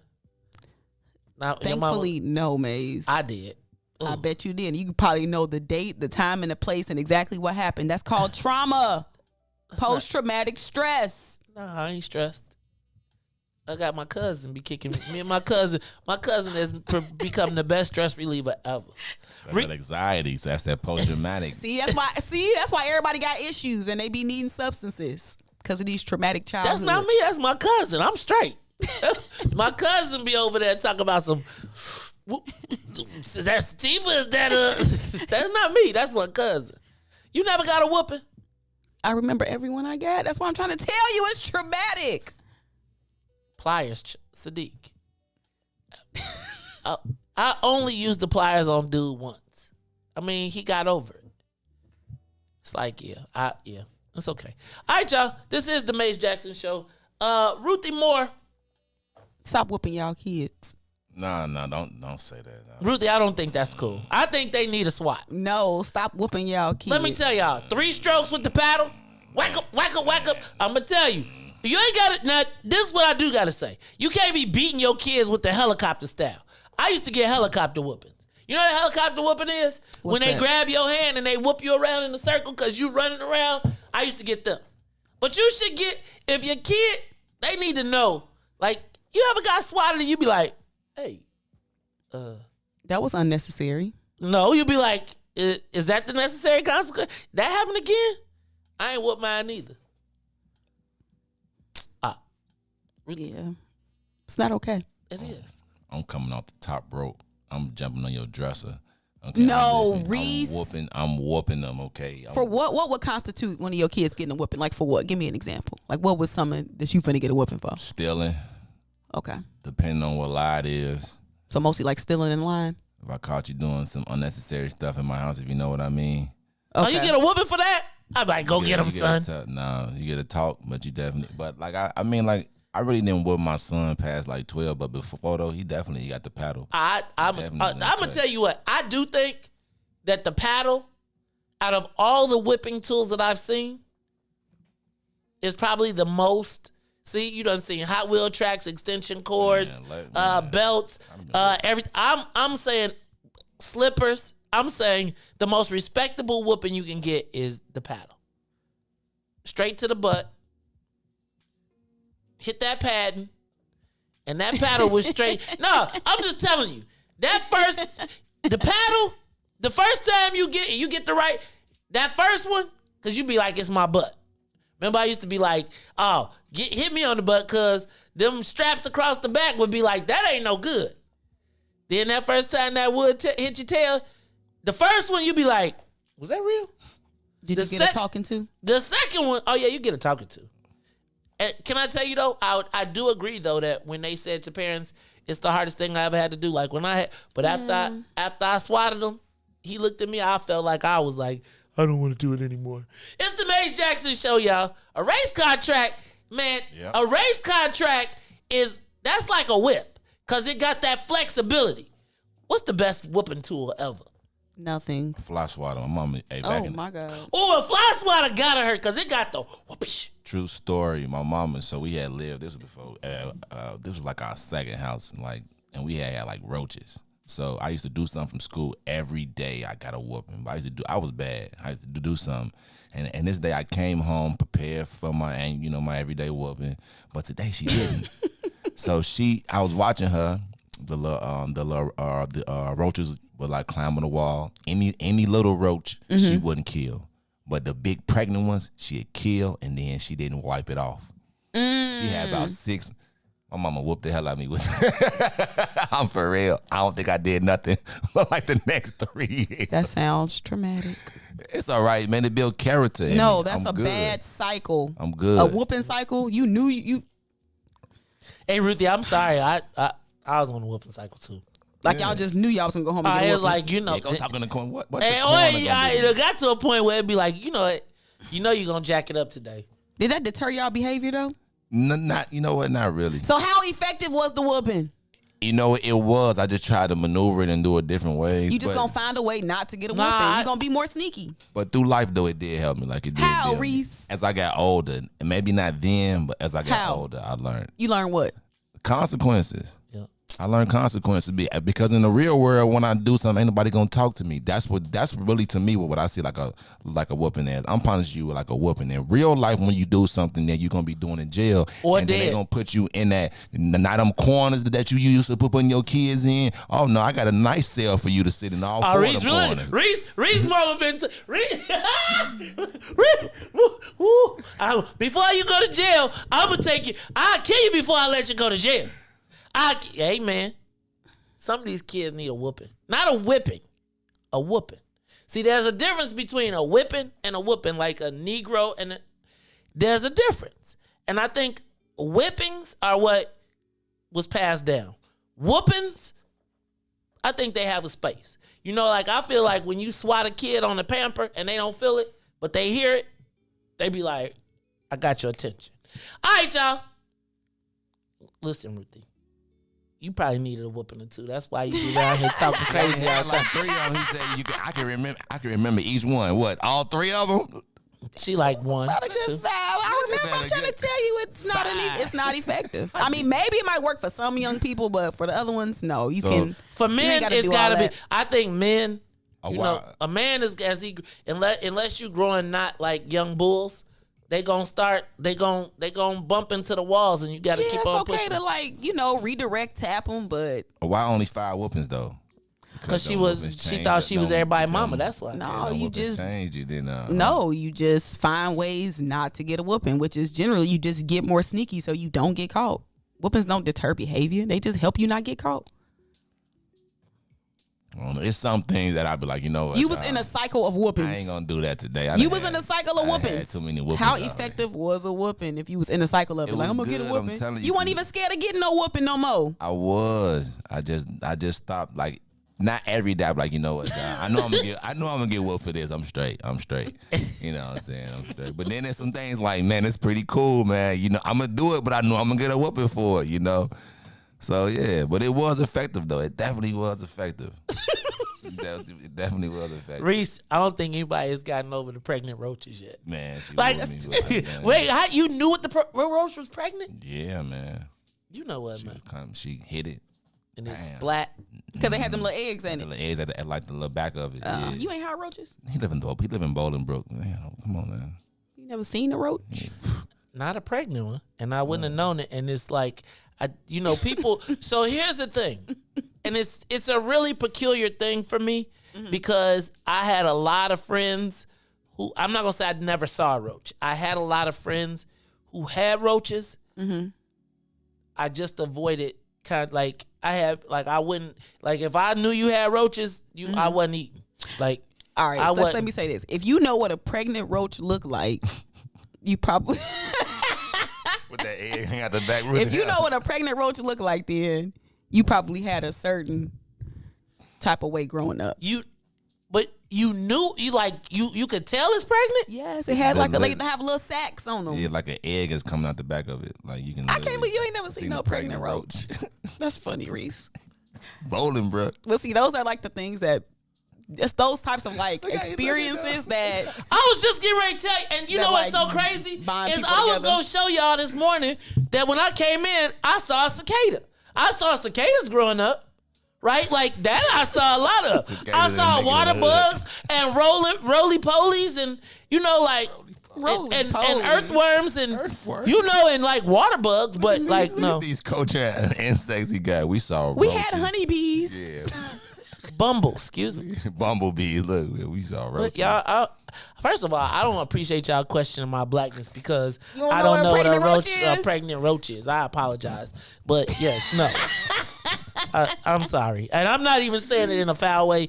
No, it's okay, Maze. You know, everybody don't know what pregnant roaches look like, but if you do, then if you knew how the pregnant roach was, then when you had it's a certain club you in. You in the pregnant roach club. Y'all got jackets? Yeah. Y'all got, okay. Called the roach baby mamas. You gotta, shake your shoes out before you go. Oh, zip my your goodness. Book bag up. Don't leave your book bag on the floor. Oh, my goodness. You better say it, Reese. I'm trying to tell you, zip your book bag up at night before you leave. Shake it on now because, man, you don't want to be. What would happen if one came out at school or something? That's why you shaking everything out before you go there. That's what I'm telling you. Hit your shoe, hit the thump, thump, thump on the ground. Make sure ain't nothing in there. My last one, and then I had a flute.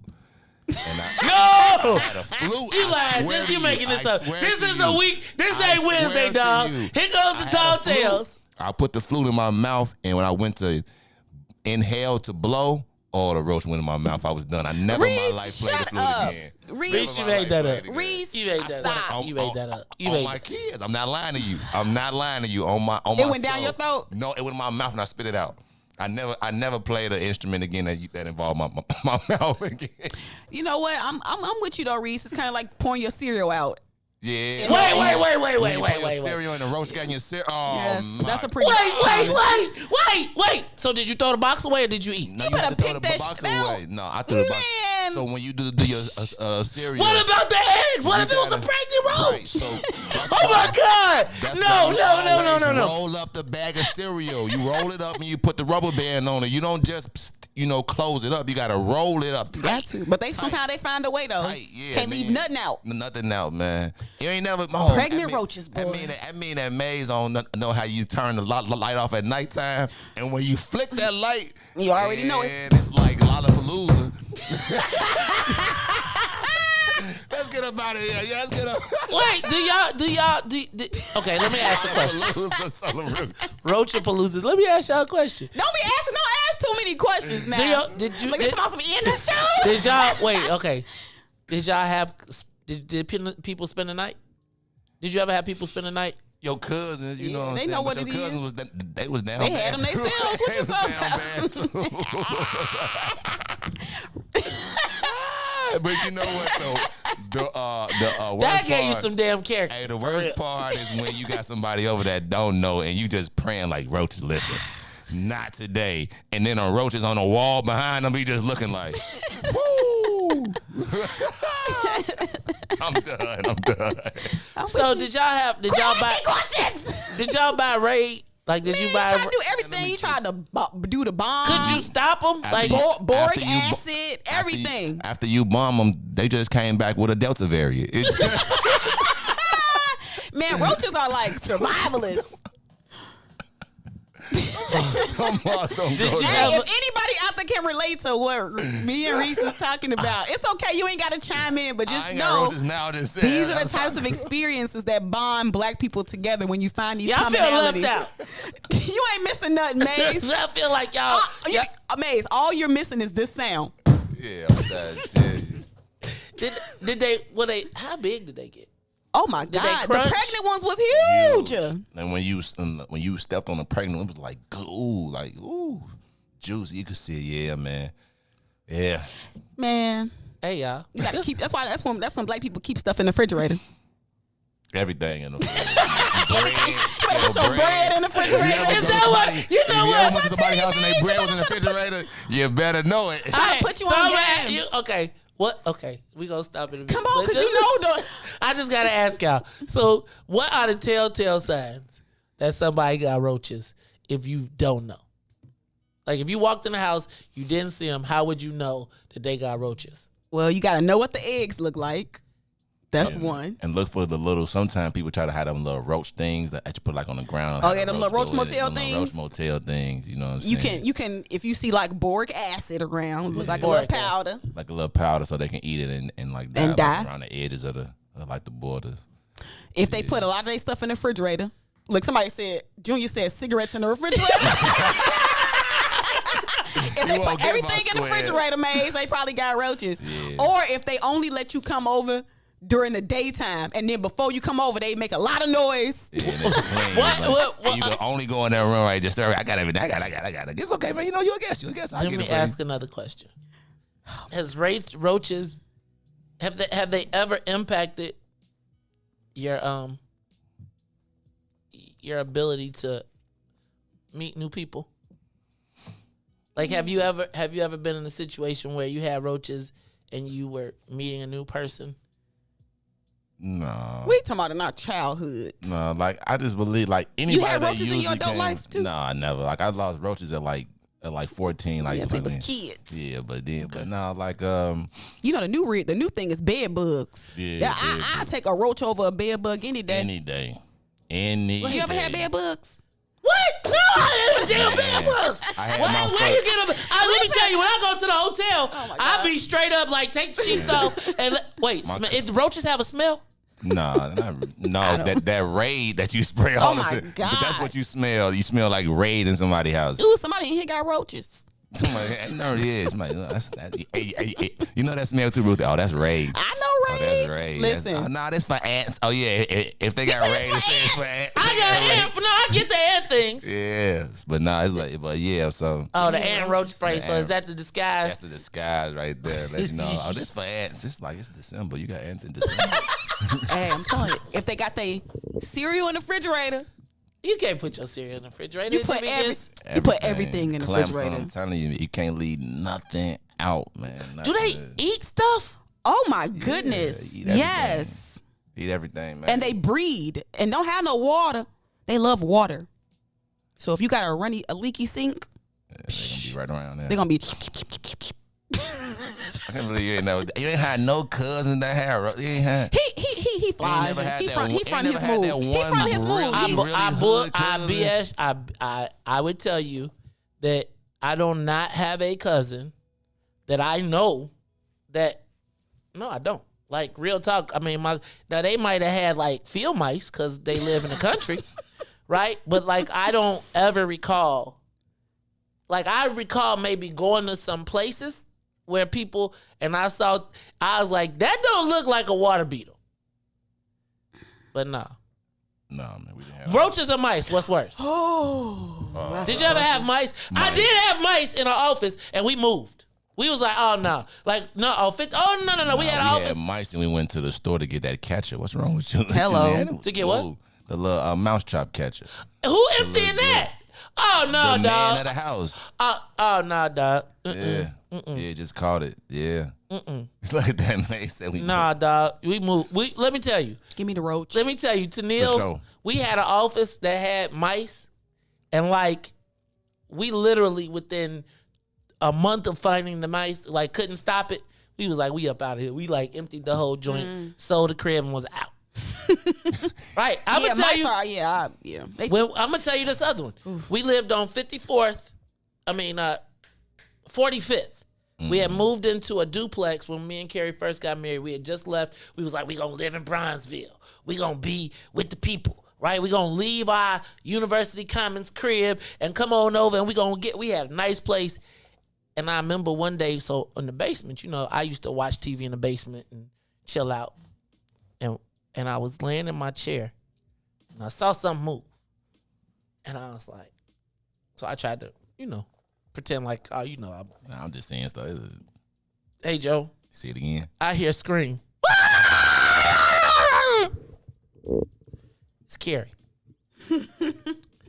In our bedroom, there's a mouse that has run underneath our bed. Now, I understand that I'm never, ever, ever going to get a night of sleep if I don't catch this mouse. So now me and the mouse are doing battle underneath the bed that I can't get to him at. And I chase him to this back corner, and I can't get him because it's so far back and the bed is too heavy. So I try to stick a vacuum back there to suck him in the vacuum. He can't go. So he jets out, he comes around the back of the bed, and he runs around the edge of the wall. So I learned that the mice run along the edges of the wall. So I ran him into the bathroom, and it's just me and him in the bathroom. Okay. Between me, him in the bathroom, and the door, now I'm thinking, okay, if I don't catch this mouse, if he gets out of here and Carrie sees it, because I was going to try and lie and be like, oh, I got him. But she was like, it was just, so I had to come out with his head. So the mouse is in the corner of the bathroom, and he's looking, I'm looking, he's looking. And all I got is a garbage can.